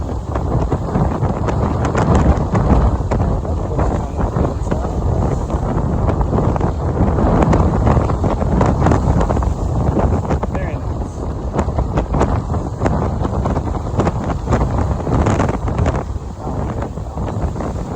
Right, and again, I'm the one getting the pull, so if something were to happen, I'm going to go, you're going to stay, which is good. Alright.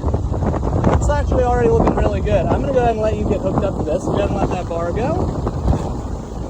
Very nice. So the way we're going to do this is you're going to take your leash, and you're going to hook it right into here along with me.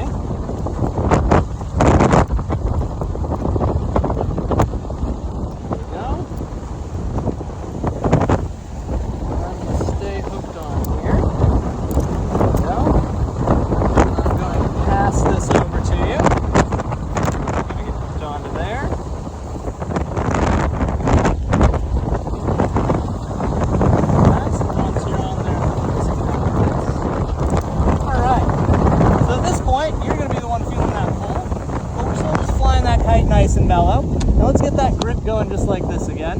Very good. And we're just giving it that little pull, just like that. And we're just kind of keeping it low. This way, if we need to, we can let go before it gets too high and starts dragging us the other direction. And we're also getting a feel for where that sweet spot is. The sweet spot, you know, might be in a little closer in a lull, out a little further in a gust, but it's going to stay essentially somewhere in the middle.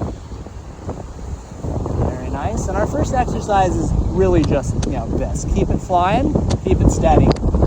And then once we feel good here, we can try a couple of different positions with the window. So we'll go from lower to a little higher and then eventually cross sides. So this is looking really good. The kite's hanging out. And this is where it's on that shell, the outside edge of the window. It's just on that borderline of, you know, the green zone, we could call it, or the less power zone. And if it starts moving fast, we're going to be ready to pick it up.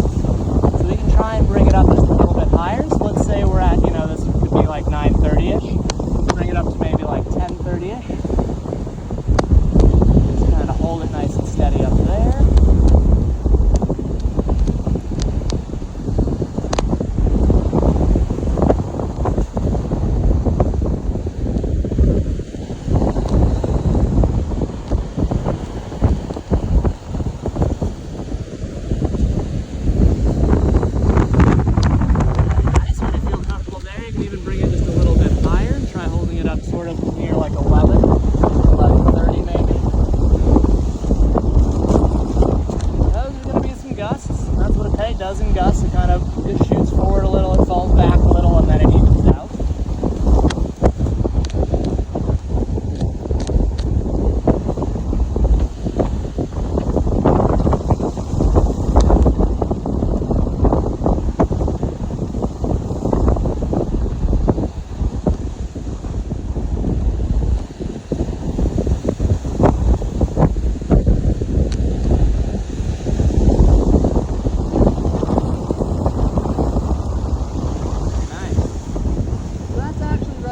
Our 45, which is perfect. This is kind of where we want to be when we're riding along. We're keeping it high so we get that mix of directional pull. It's clearly pulling you out to sea, but it's also keeping you a little light on your board. If we go a little higher than that, it's fine. We can edge closer to 12 o'clock.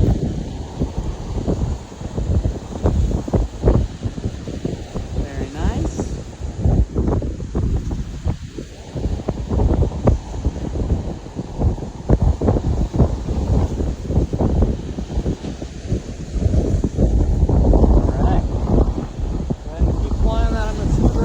Side real quick.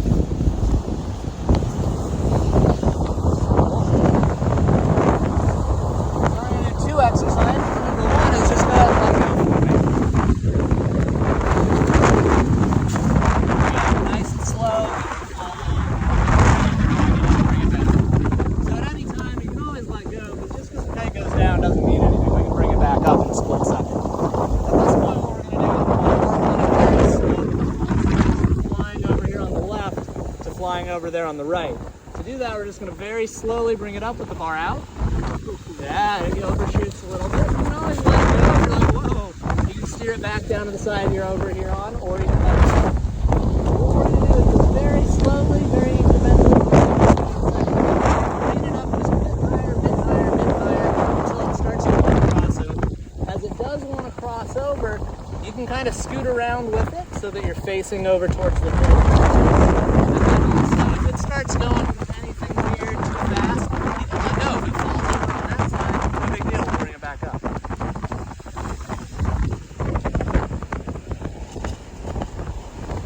Very nice. Yep, and then a little bit of left-hand pull on this side. And you can let it go down a little lower, so pull with that right hand to swing it back. Yep, incrementally. Very good. And then let it go low. It's okay if it goes a little low in the beginning. Yeah, right around in there.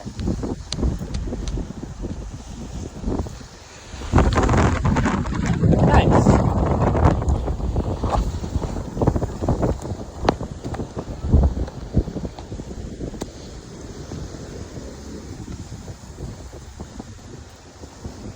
Yep, so same thing, other side. So yeah, that's all we're doing is, same steering, just opposite hand. So over here, your left hand is predominantly doing the work. You're pushing out with the right hand, pulling in with the left, and that's your steering. That reverses every time you cross 12 o'clock. So we're going to do the same thing, which is just getting used to flying over here. The wind is going to be a little more buffety. I'm sure it feels like a little less consistent just because we've got the hills right there.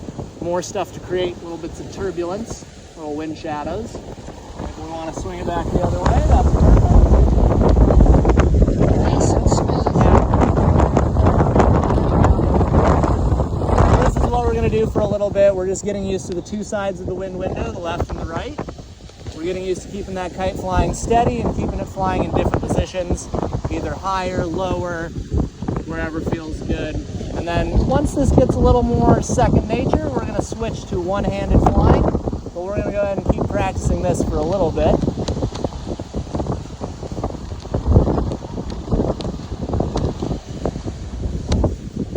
Very nice, and moving around as that kite shifts. Yep, and then left hand a little bit. There you go. Nice, very balanced. No, that's good, you got it.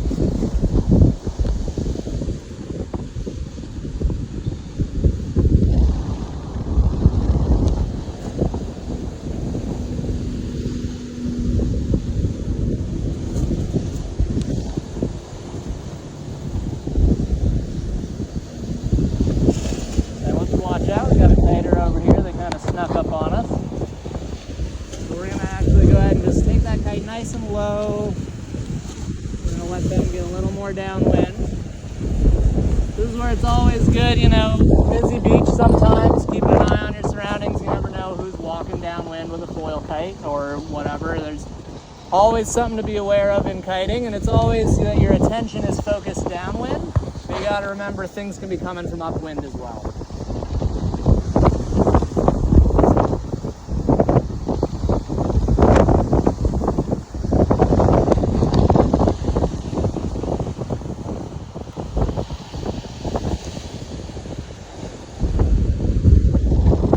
Very smooth. That one looked really good.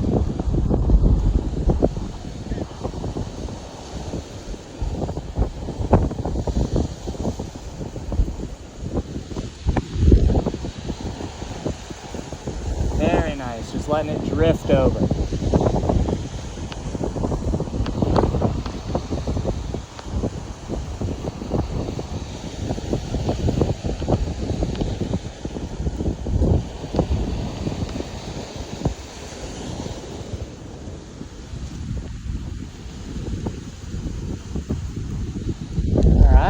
That's looking good. How's it feeling? Good. Nice. All right. Let's do one more switch back over to the water side there on the left.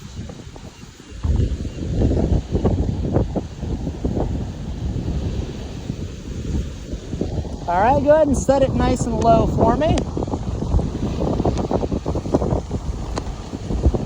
And then go ahead and let it go there. We're just gonna let it sit on the beach. Nice. Perfect. Okay, I'm going to switch it back over with you real quick. I'm going to hook on to this. Okay, hook on there as well.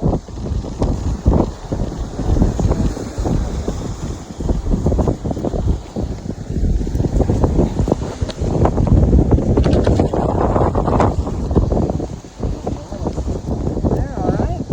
So if you can fly a kite two-handed, you can fly a kite one-handed. You can either launch it one-handed or you can launch it two-handed and then just drop the bottom hand. But we're always flying with whichever hand is the top hand. So this line is the line that's going to make the kite go up. If we just pull on that line a little bit, that's the one bringing the kite higher into the sky.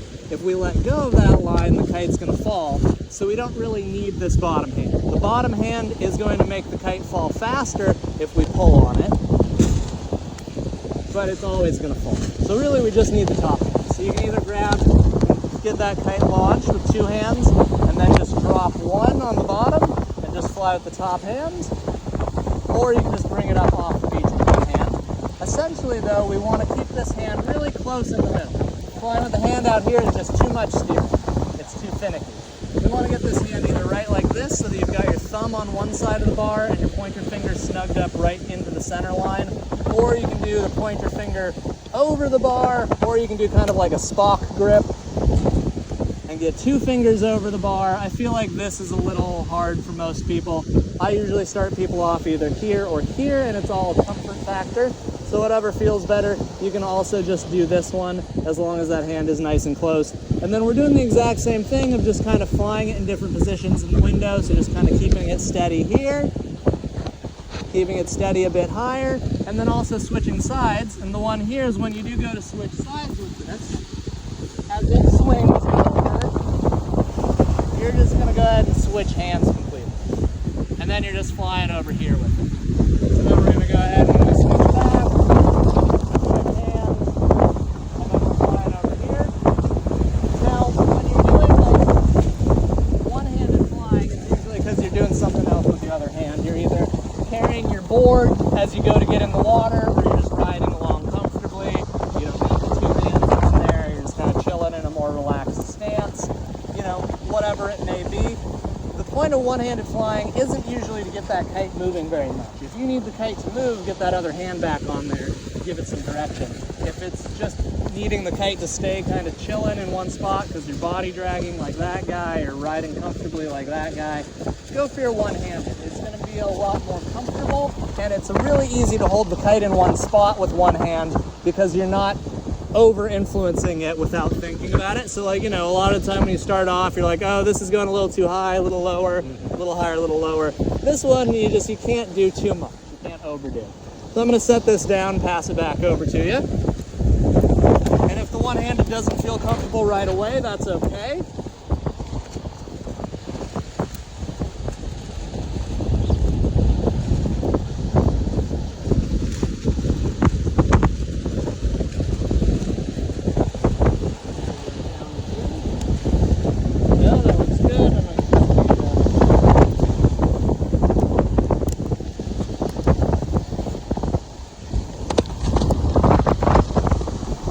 So this one, just kind of pulling in a little bit gets it going up, and pushing out gets it going down. So if you want it to fall, push away. If you want it to rise, pull in. And it's, you know, again, it's finesse, so it's not huge motions, but just like that gets it going up.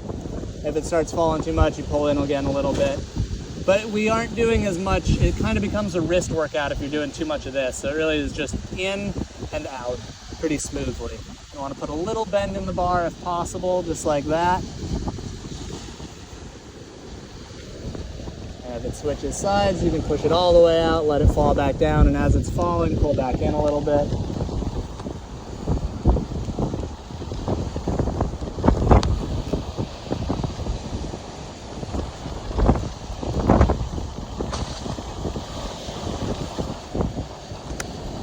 If it starts to switch sides, just switch hands. Whoop, switch that hand around to the other side of the bar for me. There you go.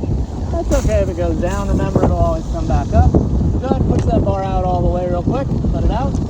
There we go. So this is one that we have to have out. The kite is kind of sitting a little low in the wind window. And it's sitting a little low there because it got stuck on the sand. If it was water, it would not have any resistance and it would come up to where it wants to be.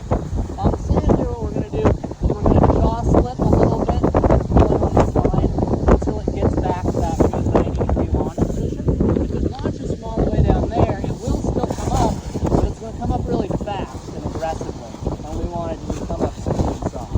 So from here, you can go two-handed, one-handed, whatever feels comfortable. You can go ahead and bring that back up a little bit.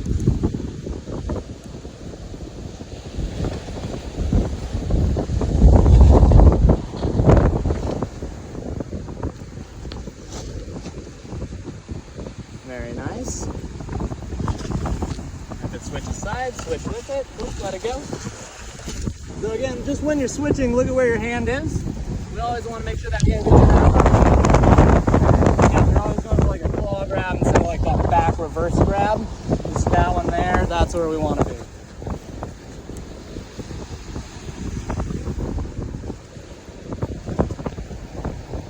Very nice. And you can push that out a little. If it starts going too high on you, just push the bar away. Unless you're trying to bring it over to the other side, then keep doing what you're doing. And then barring it in a bit. And that's okay. Let's try, instead of getting that hand, the finger. Yep, and it's not that you're doing anything wrong, it's just when the input is coming tight. So the input's happening a little late, and I think part of it is this grip here.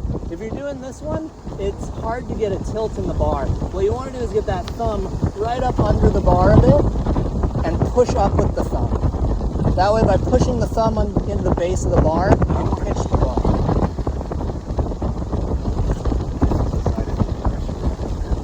Yep. That's perfect. So you're pushing up with the thumb, you're getting a tilt in the bar, and if you want the kite to come higher, you just pull in a little. If you want it to go lower, you're going to push out. Whoop. If you need a second, go back to the You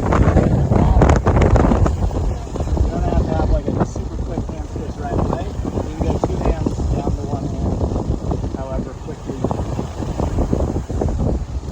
My hand is going to be on the same side as here when I go over there. Yep. So this side, we're just hand on the green side, but on the front of the bar. Over there, it'll be on the black side, but on the front of the bar.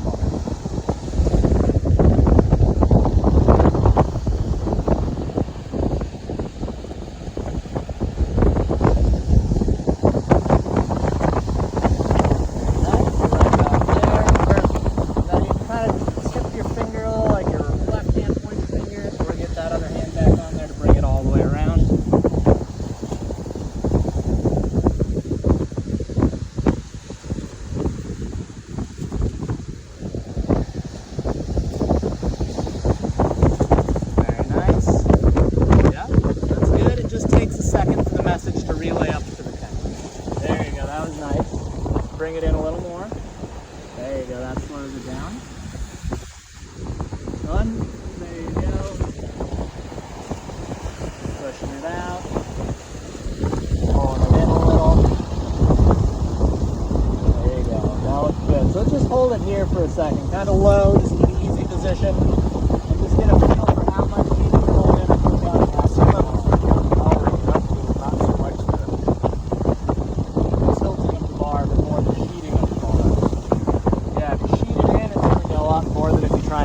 Tilting is hard when you're one-handed because the just wrist motion is awkward.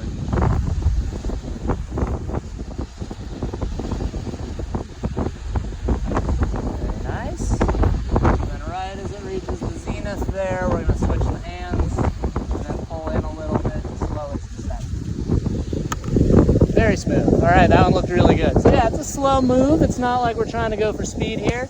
It's just getting that timing down.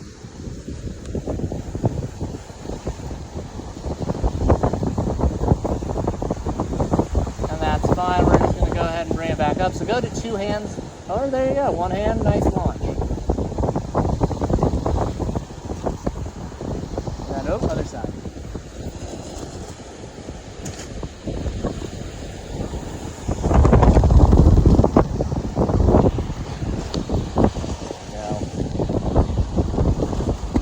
In a little bit. Nice. So yeah, by pulling in when a kite's going down like that, you kind of freeze it.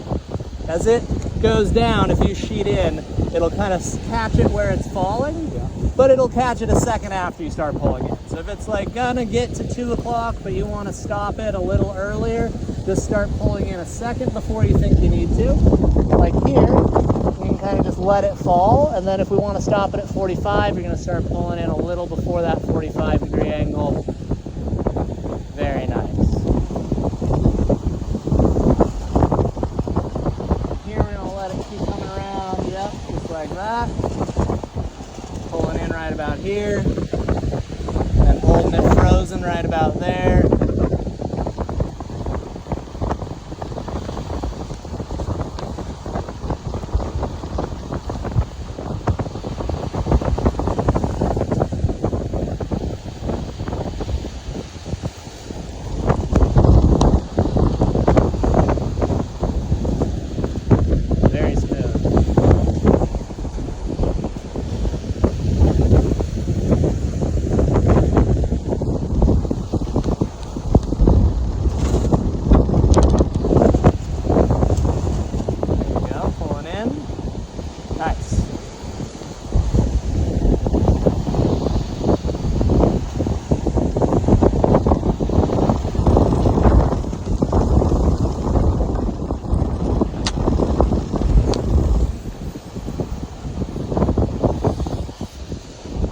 Very smooth. Okay, that one was perfect. Took your time, nice and easy. Let the kite drip.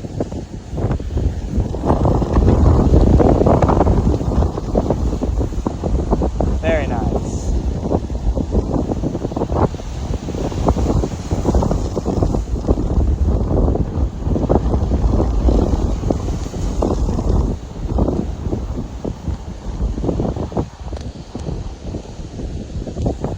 Yeah.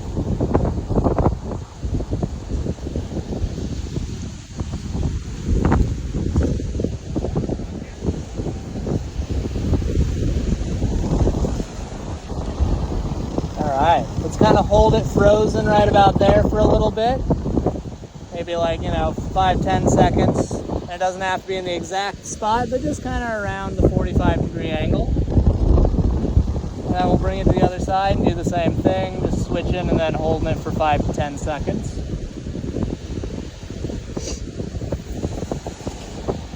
Now we've got some people, let it go. Very good. All right, so that kind of thing will happen. It swings a little too fast, and then it's just good to let that bar go and kind of get back into the flow of it if you just hang on for too long and fight it. And switch that, there you go. And remember, not just pulling in. If you're two-handed flying, you want to find that sweet spot. Now we're going to leave the kite over here on this side of the beach. We have some people walking up on that side. We can still fly it over here. We just don't want to swing it around onto them over there. Yep, just like that. Perfect.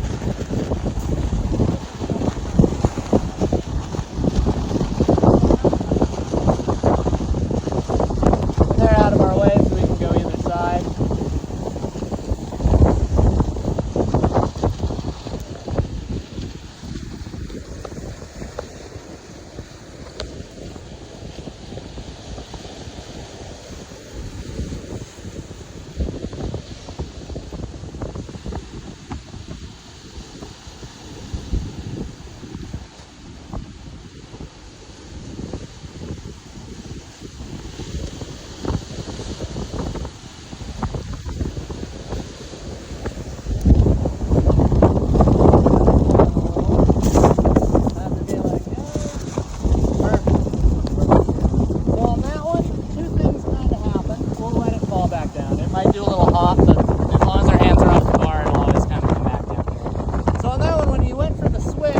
you got your hand on the right side of the bar, which is, we'll always say this is the front, and that's the little north emblem. This is the back, north emblem. So you got your hand from, this one on that side to this one on this side, but you were kind of twisting a little bit too much like this. So you were getting just kind of an awkward grip. Remember that this should almost stay horizontal, just like when you're flying with two hands, and you've got a horizontal steering pattern. Yeah, kind of like an angled thing. And it's okay. So even one thing with the kite is, once we've gotten all of our lines attached, it's okay if the lines are kind of funny, like how you kind of had it bent a little too much, and it's part of the upgrade. Even if our lines are twisted, as long as they're on the right sides, so we still got the front bar, we're still looking at the north emblem, we still got the red. This little twist here doesn't actually impact anything. I can still go ahead and fly this kite, same as before. It just looks weird, so we prefer to have them untwisted all the time. It gets confusing if they are twisted. But it's not the end of the world, and even if the bar's at a funny angle, it doesn't really hurt too much, as long as you've still got the right tension happening with your lines. If your kite's not responding, it's because you're not tensioning the line you want it to.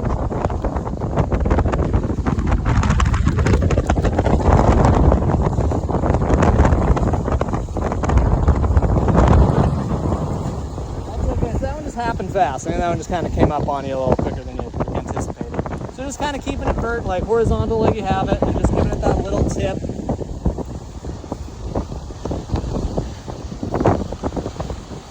And then as it goes up and over, just let it happen slowly. The slower the better. It gives you more time to respond. You can get that kite up a little higher with that right hand, and then switch over to the left. And then just pushing in a little bit with the thumb. There you go. So that's back to looking real smooth.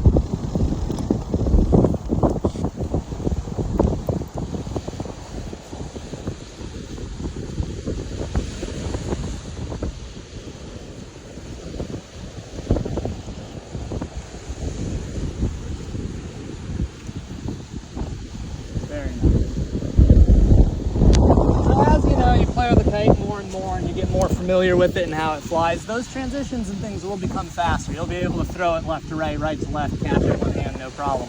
It's just in the beginning, the slower you make it, the easier it'll be. If it happens quickly, that's where things are going to kind of get a little jumbled.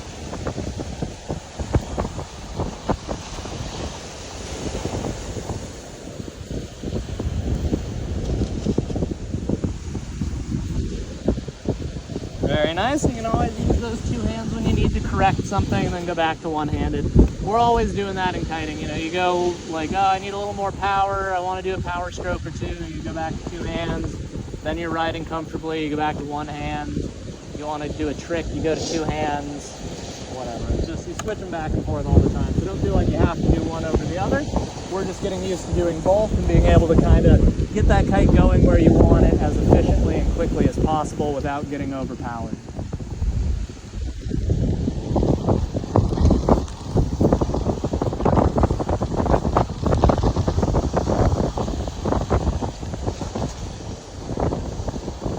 Nice, that was a good little save.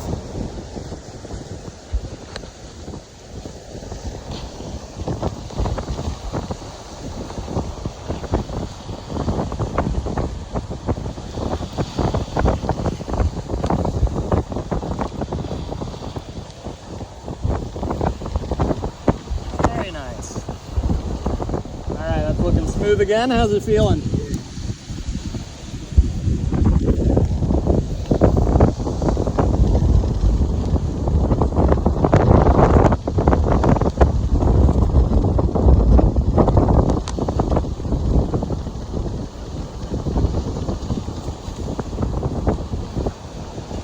All right, yeah, that's looking really nice. So we're gonna add another layer to this one. So sometimes in kiting, you want to almost have a second with your hands off the bar. And the reason for that is just you have to do something. So let's say you are walking to the water with your board. So you got your board in your left hand right now, and you're flying the kite with the right hand, and you realize that your flip-flops are still on. And you're like, oh man, I didn't take my flip-flops off. I need to go back to the car, or at least higher up the beach, kick these things off. You want to be able to get that kite to switch over to the other side so that you're walking back towards your car and not getting drug out closer to the beach. But you also need a second where you can put that board into your other hand. So I'm going to give you just a small rock or something to hold on to in your hand. And really all you're doing is you're going to do the same transition we've been doing, where you're bringing the kite up and over, but just give yourself a second where as that kite's heading up and kind of across, like right here, a little more, get it tipping over. There you go, and then switch it. But let it get a little further over, because you can see once it's on this side, it's really hard to muscle it over with the opposite arm.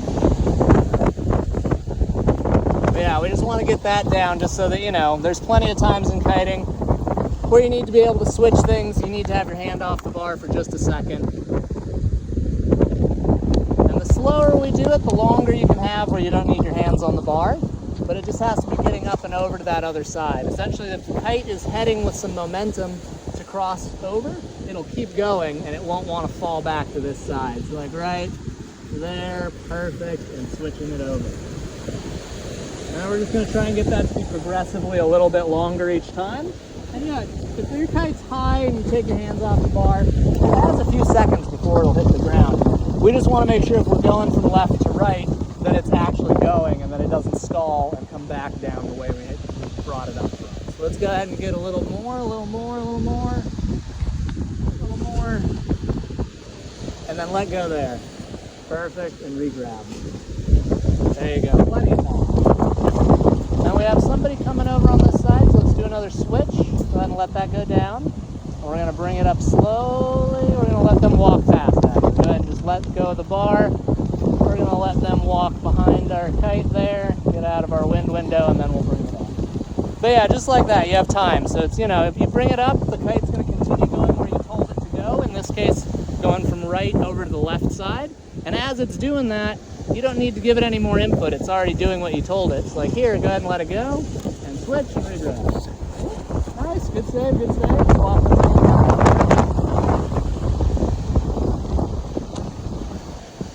Alright, now we got a gal coming up the beach on this side, so we're going to go up and over, and just kind of let it get nice and high, but with enough tilt that it looks like it wants to fall to the right. Bring that bar in a little more to get it going. A little more. And then right, a little more.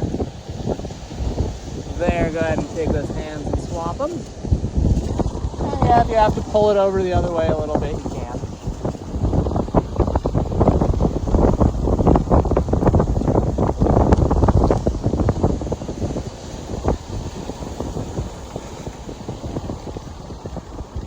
There we go, and then let's bring it up a little more, and then sometimes it wants to fade back to that same side. Go ahead and give it a little more of a tug, a little more input there, and then you can let go right there and have it fly over to this side.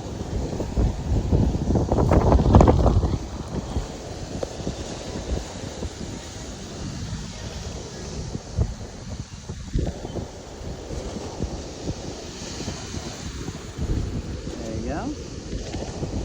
So if that kite kind of comes up with a little more input or a little more momentum to switch sides, you can take your hand off a little earlier. So if we're getting it to go like from low to high slowly, which is good, we want slow, and then still be able to cross over, that'll give you the most possible time with your hands off the bar. So like you could let go as long as that kite starts to pitch the right direction. So here it's still over on our left, right there it's pitching. And that's when you have time to swing it around, because you don't even have to get your hand on the bar right away. Oh, and there you go. So look at the hands, we're kind of baseball bat. Yep, and that'll happen, no problem. So let go. We're going to let the kite right itself, and then it's still going to get stuck on the sand. In the water, it's not going to do this. I'm going to go ahead and help you on this one, because we don't want it to launch ripping up from us. So we're just going to grab whatever line is the top one. Because it's on sand, we're just going to kind of bump it a little bit. Let it go, and we're back over here. Switching hands for me there. Nope. There you go.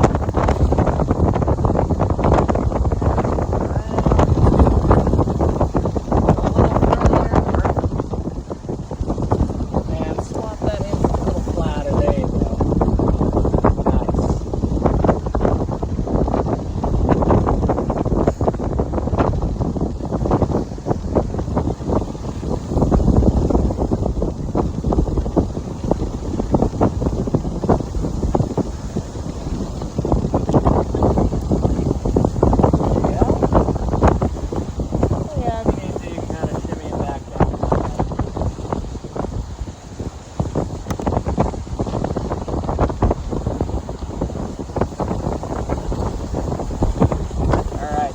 one, go ahead and bring it up like we're just kind of going to switch sides, and I'll tell you when to let go, and I'll tell you when to re-grab. Go ahead and bring it up a little faster.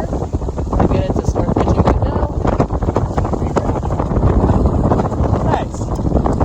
So on the short lines, the kite moves a little bit quicker. So all of this it has less power, but it also moves kind of fast. A bigger kite's going to take longer to swing from side to side, so you'll have a little bit more time.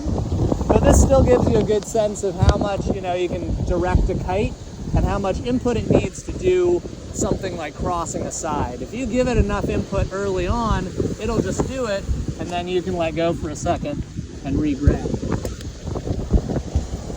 So that one's kind of coming up on us, so that was perfect. Let's keep it over on this side. We've got a guy walking on that other side, so we'll just keep it flying over here.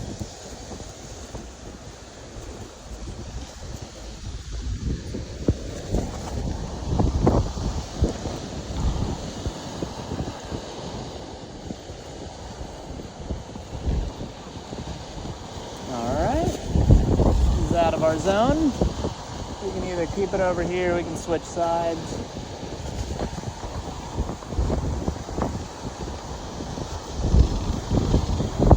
There you go. And whoop, we got somebody else. Let's bring it back the other way.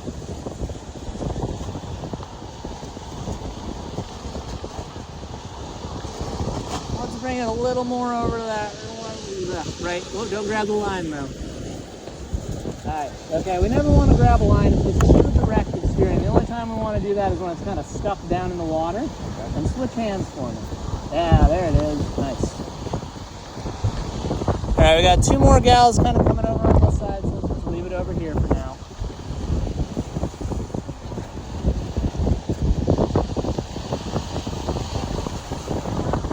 Yeah, it goes up a little. Two hands correct. And then back to one hand when you're comfortable.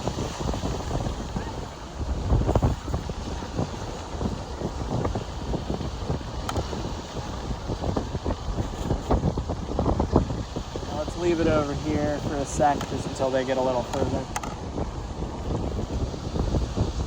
Okay. Oh, we got one more.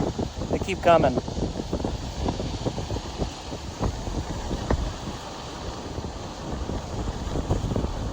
it gets a little too high, yeah, just tip that bar, send it down. That was very good.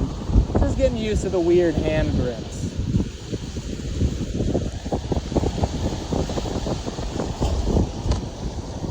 Alright.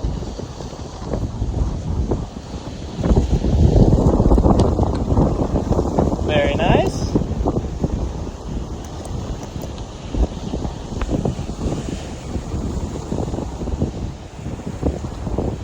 Grabbing a little piece of coral for you here. Let's practice the switch one more time. So again, it's just getting that kite to want to go to the other side. If you feel like it's going to come from here and cross path, that's about when you can let go. So like here, it's going to do it. And then there you can just kind of shimmy it over if you need to. That'll work.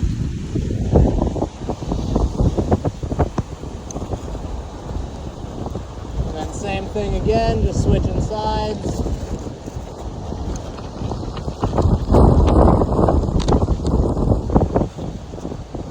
And keep it going. That one still has a little tendency to look like it wants to fall back to the right. There you go.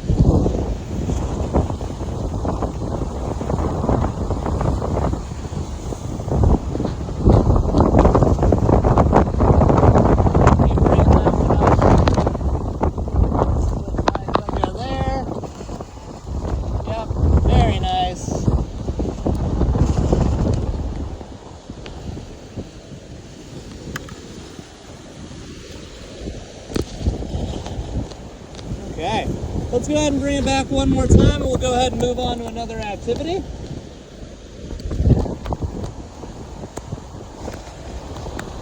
There you go, letting it swing over. Woo. Good catch, good catch. Get that hand on the right side of the bar. That was perfect. Now let's go ahead and let it go down. Nice. Okay, so how's it feeling? Yeah, it's looking good. It's pretty smooth. It's just, getting used to the little wind will be a little gustier, a little more buffy at times, so then the kite does something and we just quickly go back to two hands, back to one hand. Whatever you need to do, we're just kind of getting used to the whole feeling of flying the kite, what it'll do at weird times when the wind's changing or when we're moving sides, and just getting the memory pattern of kind of getting where that hand goes and not getting the weird backwards grip, but it's already looking really good. The next thing we want to do is, I kind of touched on this just a second ago. I'll make sure there's no enough wind of us, but we want to just be able to fly a kite and just see that and we get it all the way around and make a full twist. We still get that north emblem. This is going to fly the same. This is going to fly back to the back of the bar. So now if we pull green, which looks like it's the down, it's making it go up, and red, which is the down, which looks like it's making it go up, makes it go down. But as long as it gets a full twist, it's okay. So all we want to do here is 1 or 2 times, we're going to just practice kind of like, all right, you've done a trick, let's say a back roll or a transition tack or something, where it's backwards like this. Just go ahead and spin and unspin that bar for me a little bit. So we're just going to go ahead and then twist it up and then unspin it, and then we'll do wall fly. Good, go ahead and untwist it, let it go, throw it out there, boom. Nice, yeah, perfect. So you can always just let that bar go out and self-unspin. So that's like when someone does a trick or a dive or something with a bar twist. You can just whip it out, let it unspin. Alright, so feeling good, got the two-handed, got the one-handed. We're going to go ahead and just walk around a little bit. So I'm going to go ahead and have you set it back down. I'm going to switch you over and I'll show you our next little activity.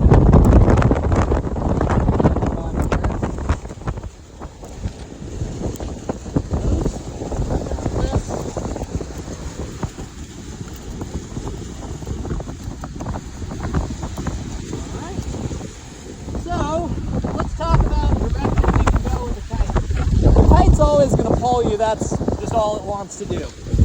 So a kite's going to pull, and we can just tell it where to pull.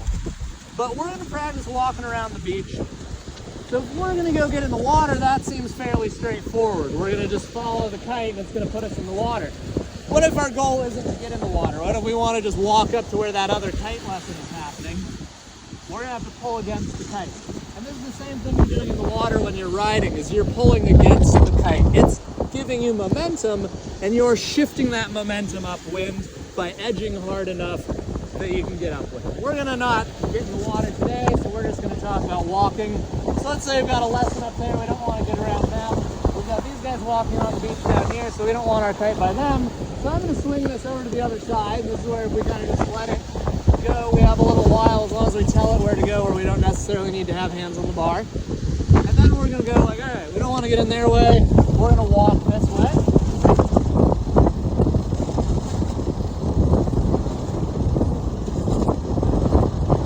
And again, we want to avoid kind of keeping it kite at 12, so if they're kind of sliding up the beach, we're going to go over here, so if it fell, we know it's going to fall this way. We're just practicing walking around at this point. So a good way to walk, if you want to walk anywhere upwind, you're going to have to go diagonally, just like you're tacking in the water. You can keep the kite at a 45, you can rotate your body a little bit, and then you kind of just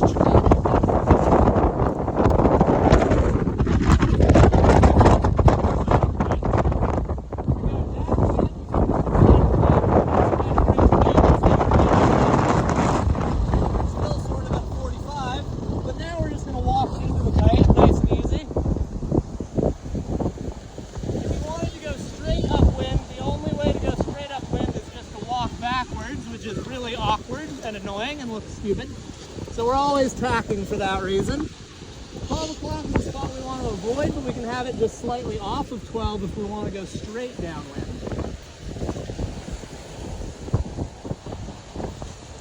Now we're just going to practice walking around a little. We'll stay kind of away from the buffety hills and trees. But we'll practice just kind of like walking from here, keeping that kite steady. You can do this one or two-handed and just sort of getting like closer to the water.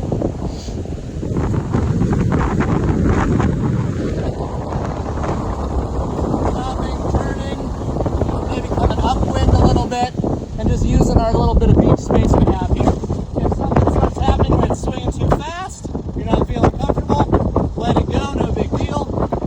But we're just going to get a little used to kind of how the kite pulls when you're trying to navigate a beach.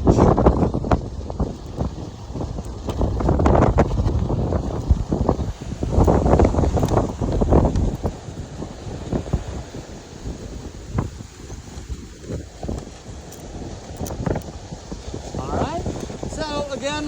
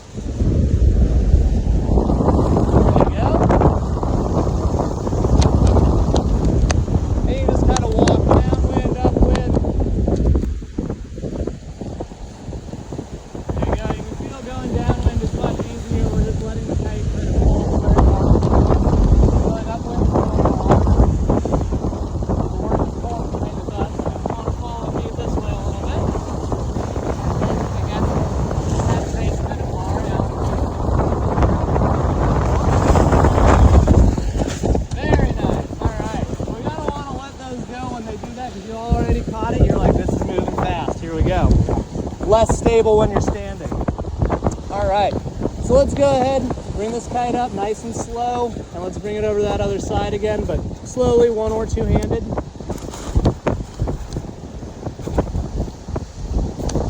Just a little tension on that red side. There you go, a little bit, little. Nice. Up and over.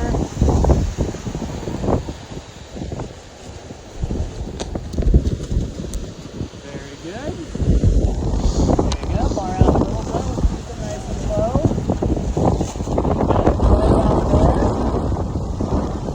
We're going to walk close to the water a little.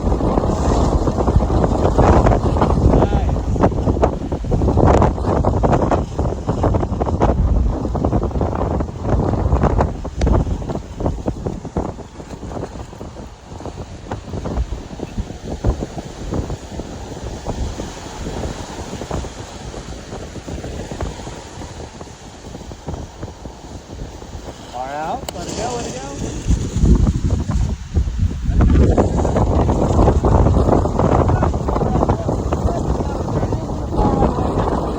Would have drug you, or you get that second where you're like, ah, okay. I let it go, nothing's happening, nothing crazy, and I can re-grab it. Let's get that hand a little closer in towards the center if you're going to fly one-handed.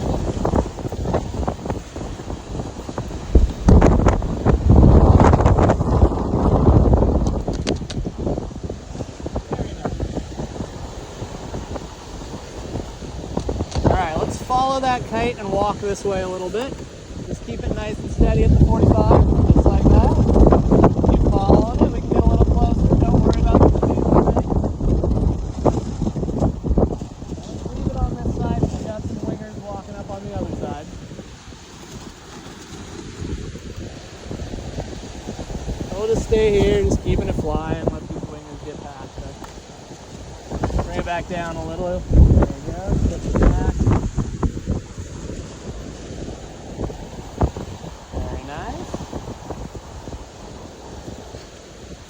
That's okay. Little lull. Alright, this guy's decided he's going to stop down there, so we're good. We'll bring it up to the other side whenever you want.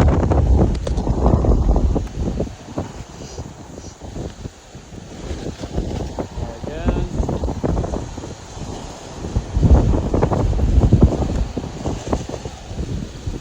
Very nice. So let's leave it on this side a little bit. Let's walk a little closer to the water.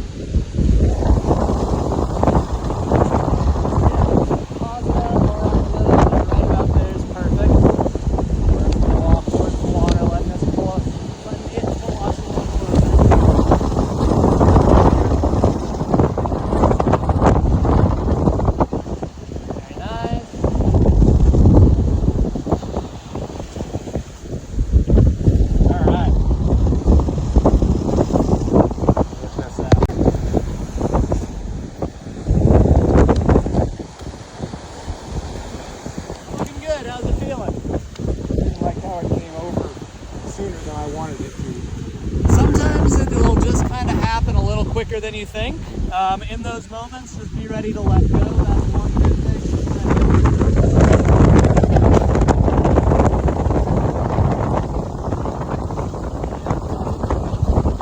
Remember that front grip. Twist the hand. There you go.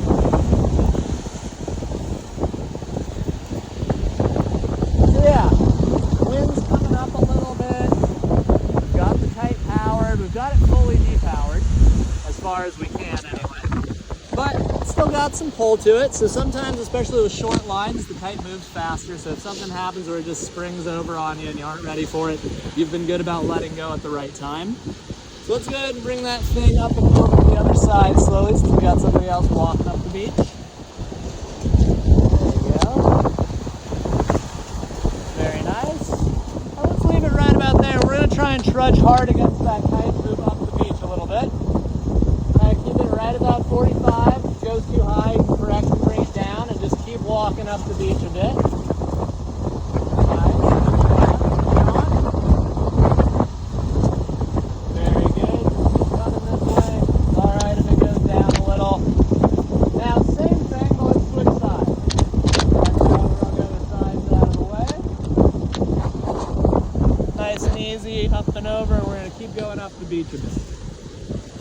Other way, there you go. Nice. And same thing, we'll trudge up the beach here.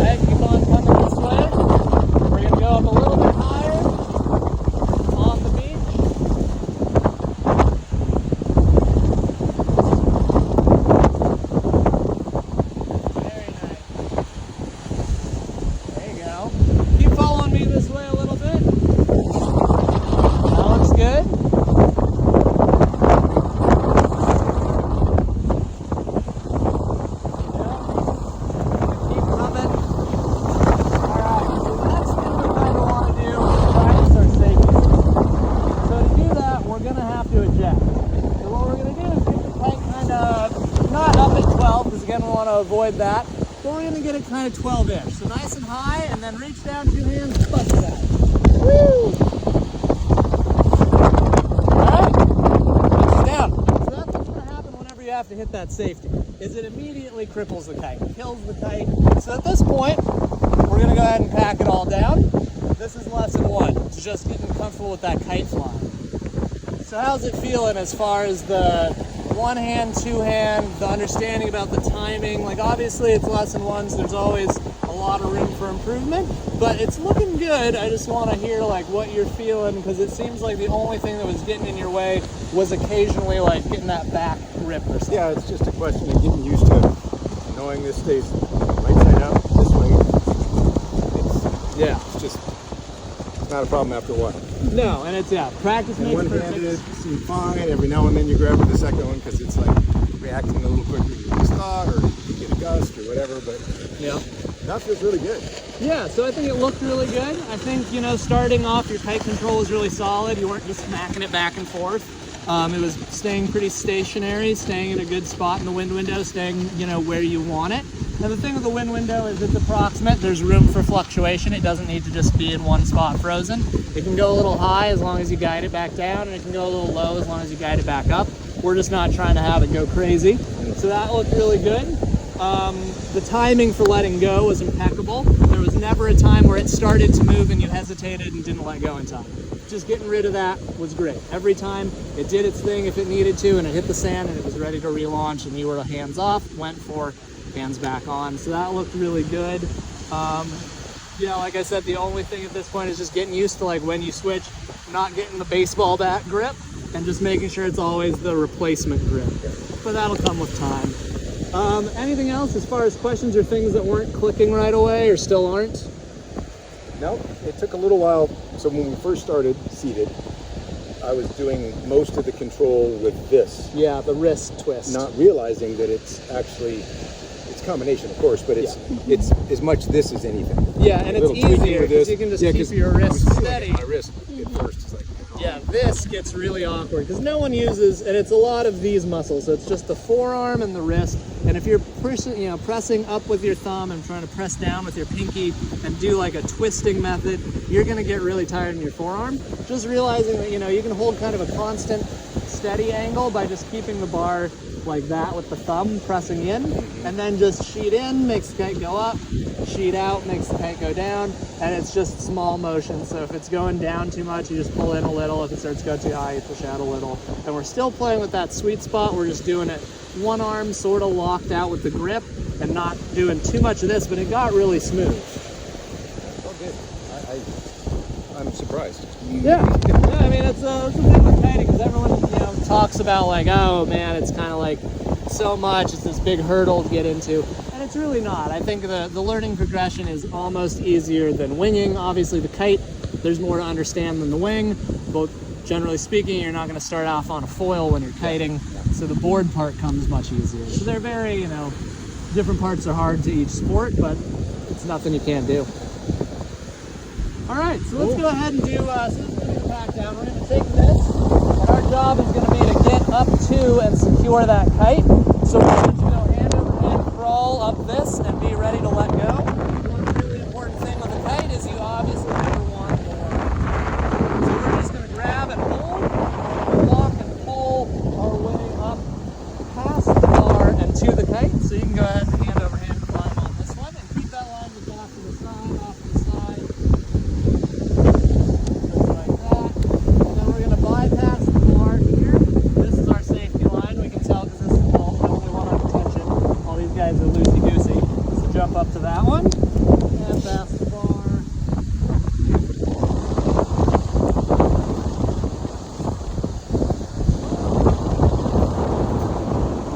Keep going here. Come on to the right. And then work your way into the center. Bypass those green lines. Working your way to the center, and then once you're here, we're going to grab the kite itself.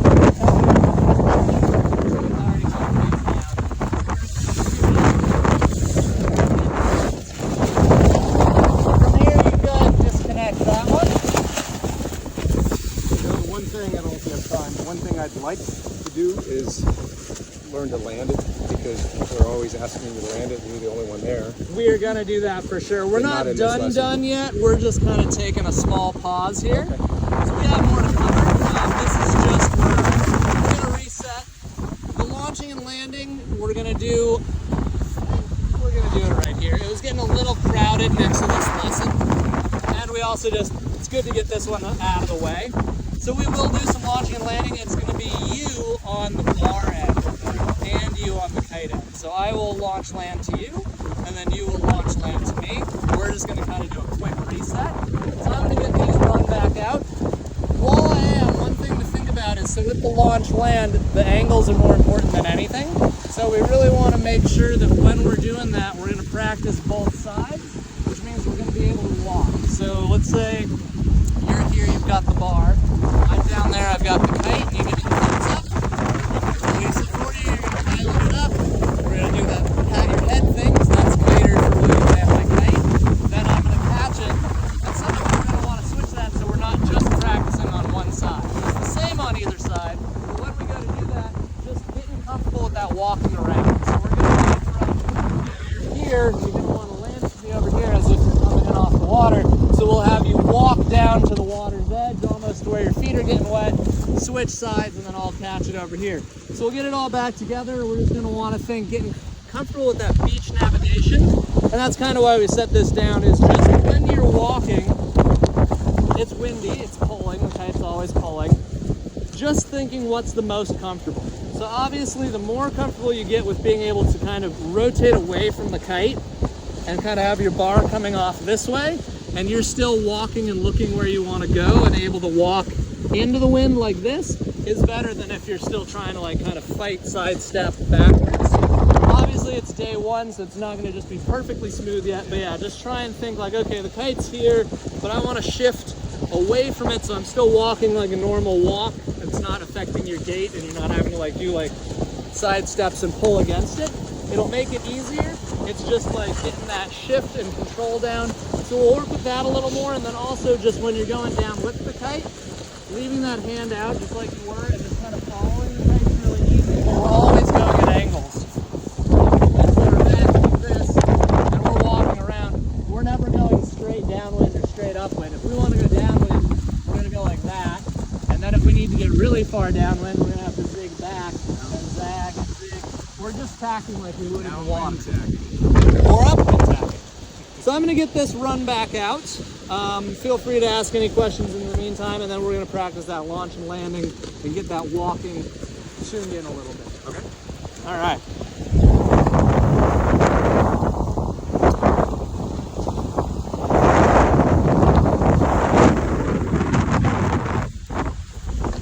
Leave it hooked up.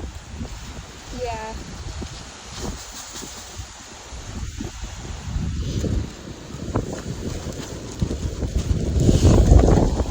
Pretty windy today. That's enough. My wife went out early, but I don't think she did.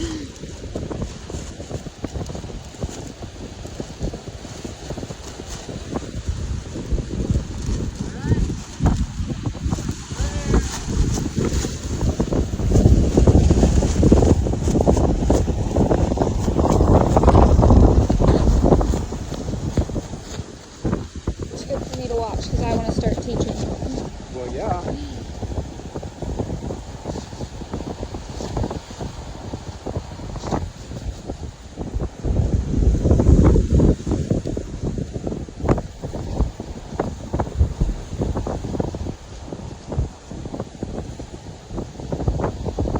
What's the little bungee cord with the hook for? Where? On the bar. The bungee cord, like There's just a bungee cord hanging down with a hook hanging on. down in the middle in front of you. That would be your trim strap. To So adjust basically, things? yeah, if you pull it all the way in and you've got like a bunch of slack in front of you, it kind of depowers the kite a little bit. So we've got that pulled all the way down right now because it's kind of windy and you don't want very much power. But then if you let that out, it will make it basically, if when you pull it in, it shortens these power lines, the center ones, so it makes the angle of attack less when you pull in on the steering lines. And if you have it out, it lengthens those lines so that when you pull in on the steering lines, it's more of an angle that you're getting. Got it. So you can like play Why with does it have a that. hook on it? A hook? You mean like the little round The thing? bungee cord that hangs off with the hook. Here, let's look. flag line. It's just dangling. No, I think we were talking about the trim strap. Oh, yeah.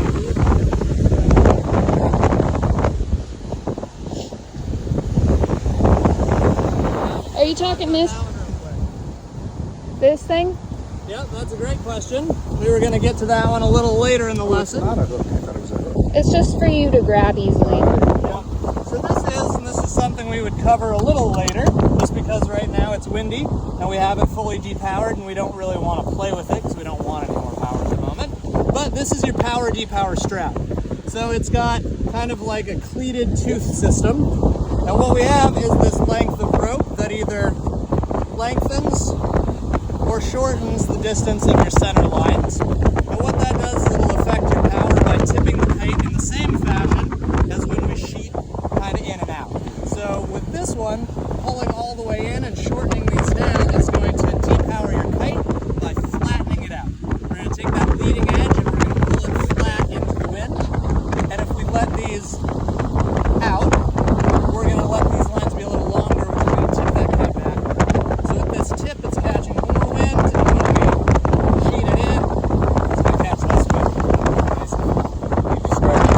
Thank you. We're going to leave it blocked out less wind. Now, there were a couple times where I felt like trying to put it all the way out, It's still pulling. and there's not much else. Yeah. That's the thing.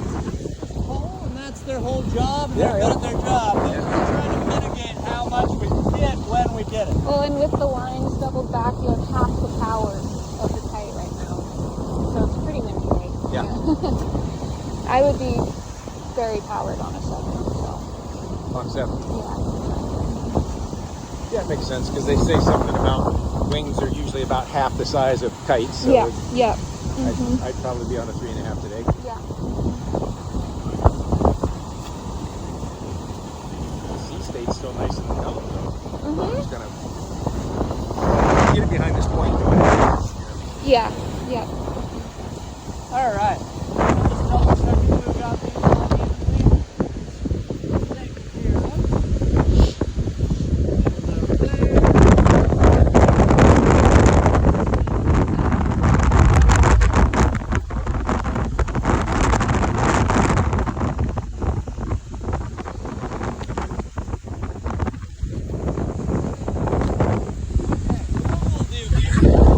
We're going to go ahead and reconnect the lines. I just took off the 2 steering lines so we could run them out again, make sure they're all neat and straight.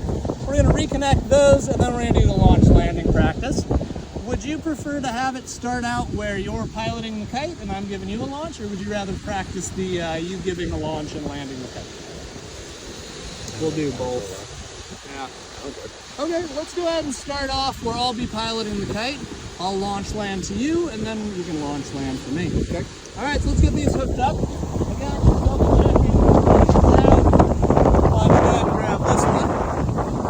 And we'll do the same launch land with each of these ones.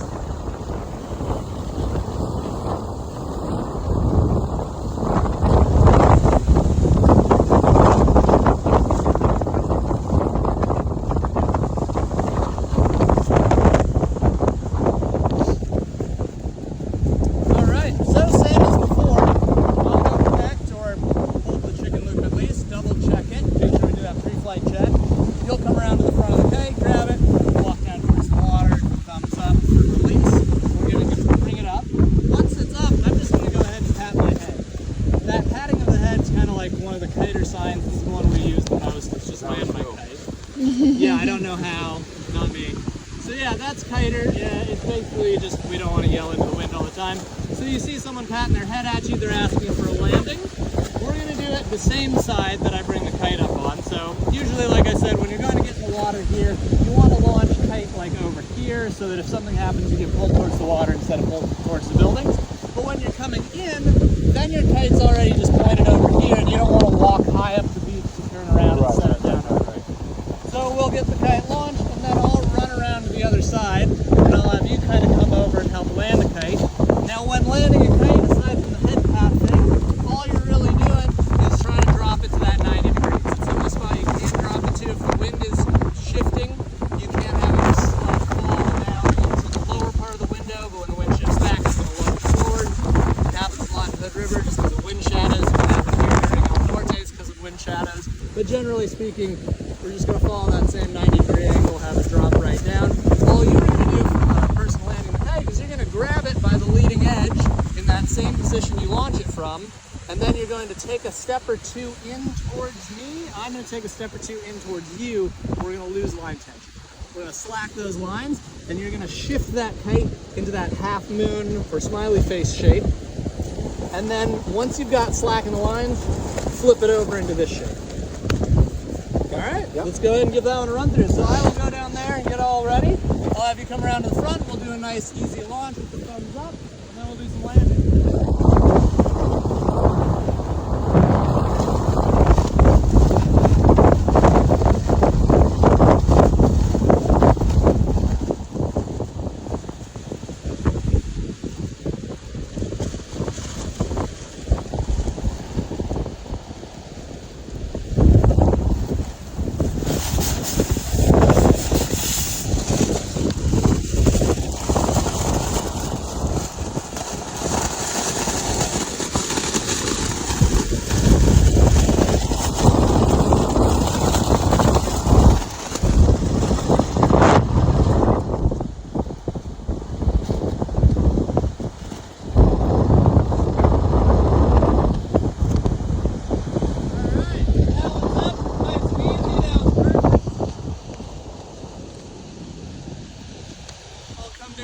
Switch sides.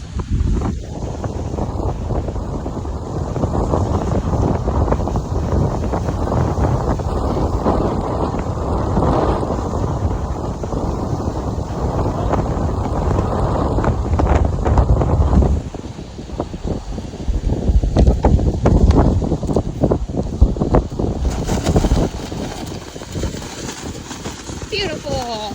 Perfect.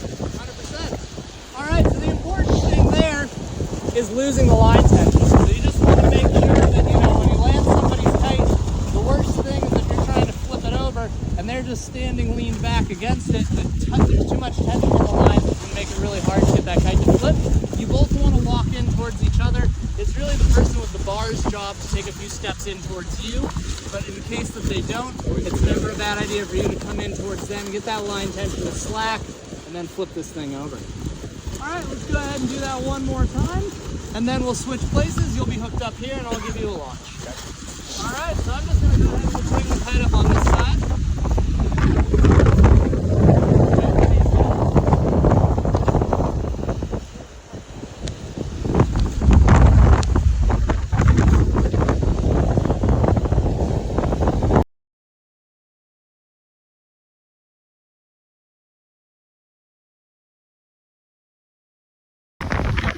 So before we attach anything, do a little pre-flight check, make sure those are running up where they're supposed to.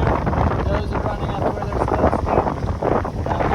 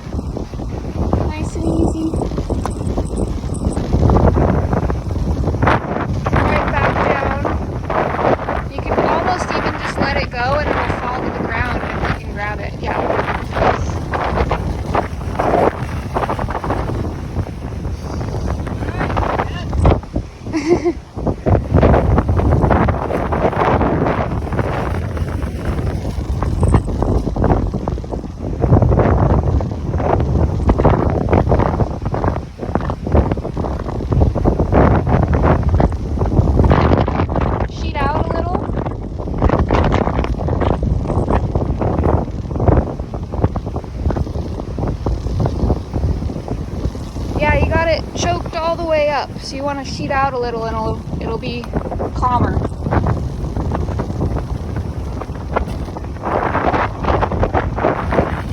Because then you're frying it with it all the way. If you let it out a little, it'll move slower. You know, because if you have it all the way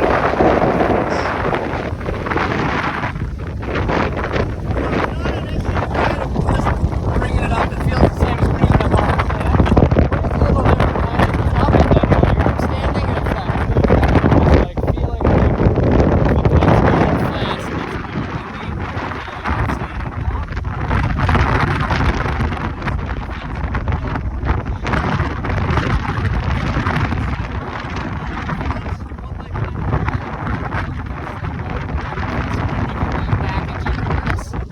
press that weight down into your head like a little bit to lock yourself into the sand. So we'll go ahead and do it again. We're going to bring the kite up. And yeah, your head's good here, so this way will be forward on this side. And then the brace back like this. And on the other side, other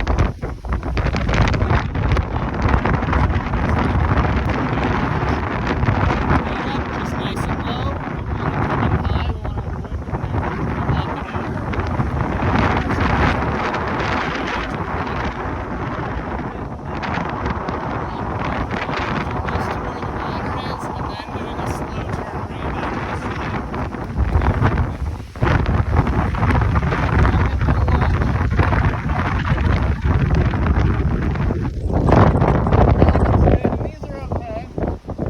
Happens here is you got one little twist where one is through the other, and you can see that that's not a big deal. It's not impacting steering. It's just because we're doubled up. Right. The swivel's not working. Yeah. That's no big deal.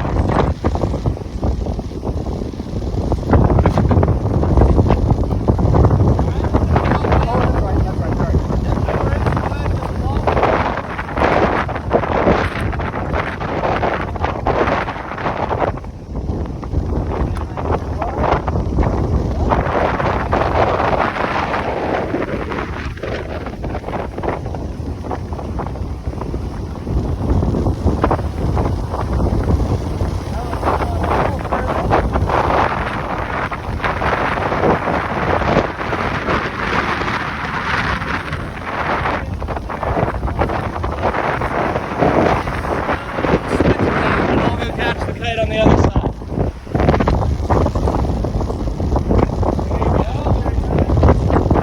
hand switch. That was perfect. Let go. That's okay. So basically, I think you're kind of spinning the bar around when you're trying to steer. And that's okay. So like I said,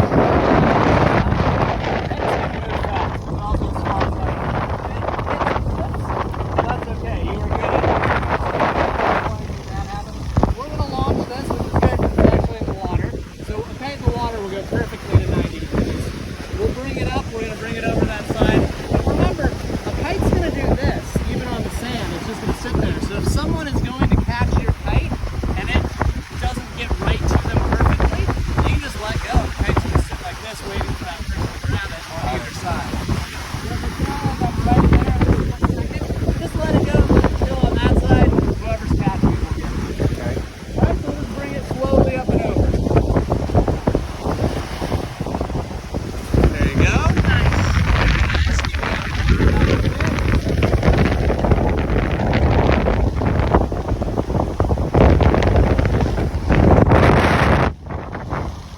Very nice. Switching hands.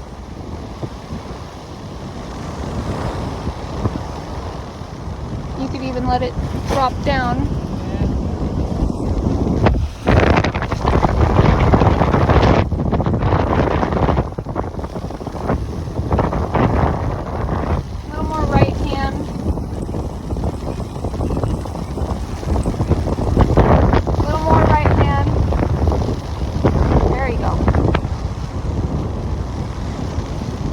Now just let go, and then he's got it, yeah.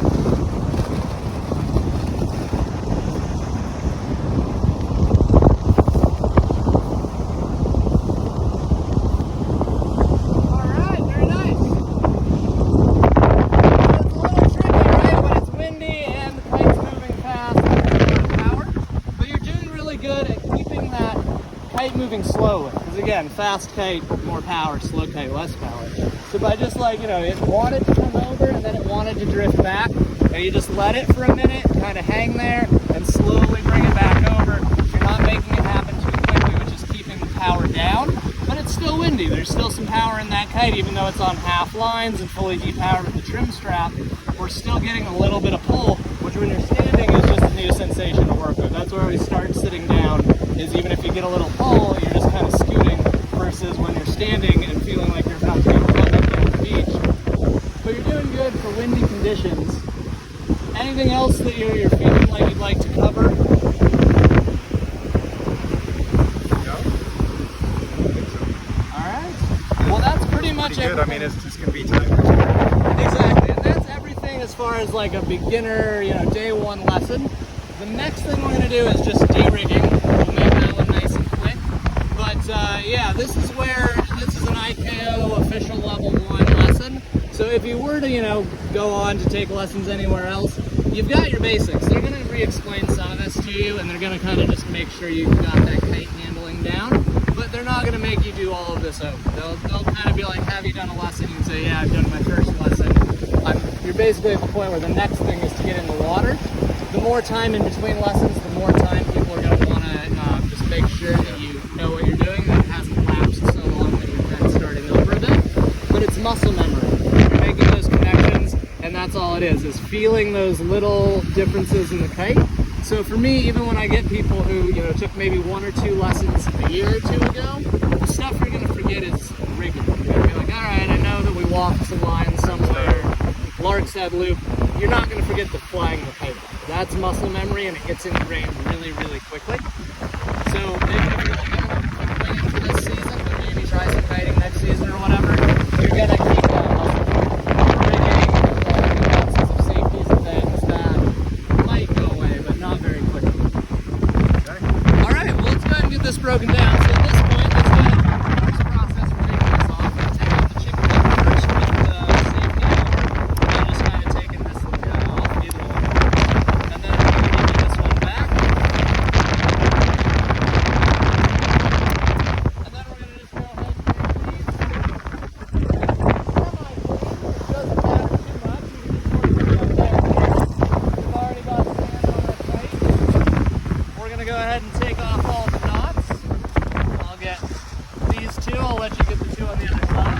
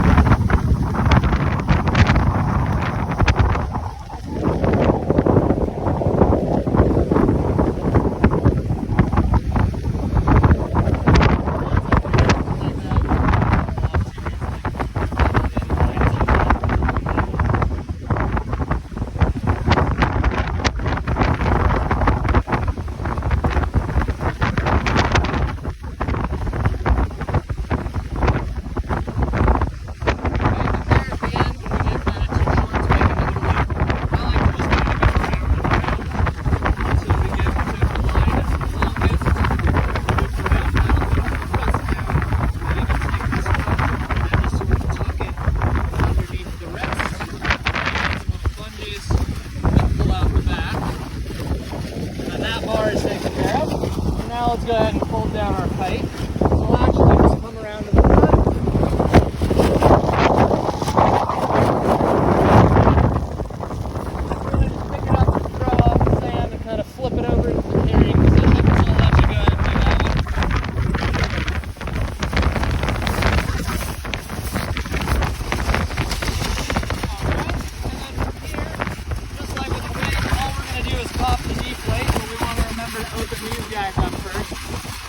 kind of, there's a little snap on the side of that one.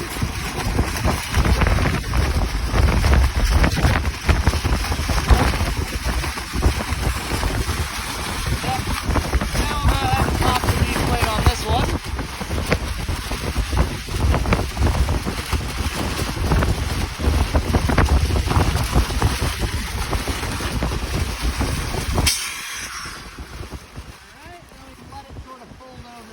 Like that. So then just sort of holding it down as we move our way over the wing tip. So we'll let it sort of shift downwind to us. Over the sand's no big deal.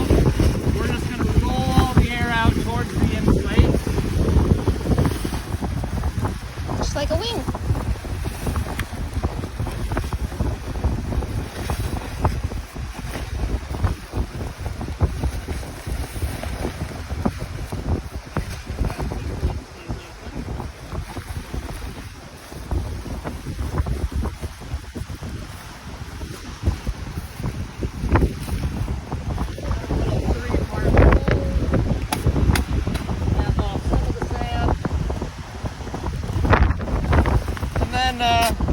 For wings and kites, since the material is Dacron usually, unless you have a Lula, but even if it is a Lula, whether it's Dacron or Lula, they're always going to have ripstop. Freshwater is worse for kites than saltwater because freshwater molds. So it's better if a kite's a little salty than if you go home and spray it off with a hose. Also, sand's not great for your kite, so if you do get off a bit of sand, that's fine. But the people who go too overboard on cleaning aren't really extending the life of their material any more or less. The worst thing for a kite is being left on the beach, and not just because of UV exposure, but because of flutter. A kite is supposed to be up in the sky flying, and that wing, the trailing edge, is supposed to be supported and held, just like when we're going for that good launch angle. We don't want it fluttering. Everybody who comes out and leaves their gear sitting on the beach, the trailing edges are flapping and fluttering in the wind. That breaks down the trailing edge the same way that the back of a flag starts to deteriorate from just getting flapped around and all the fibers getting broken. So UV exposure and flap are really bad. Salt water and sand, not the worst. We don't ever rinse our wings. We put them away for the season. We wash them off with freshwater and dry really well. Yeah, that's totally fine. It's the people who put it away wet with fresh water, that'll mold, whereas salt water won't. So yeah, for us, we're up in Hood River, so it's a freshwater, place we kite. So we'll just kind of whatever, yeah, fresh and gross. Yeah. Gross freshwater. But yeah, so we won't do anything crazy. We don't spray it off with the hose, but we do thoroughly dry it out at the end of the season. Down here, we just pack them salty and take them back up.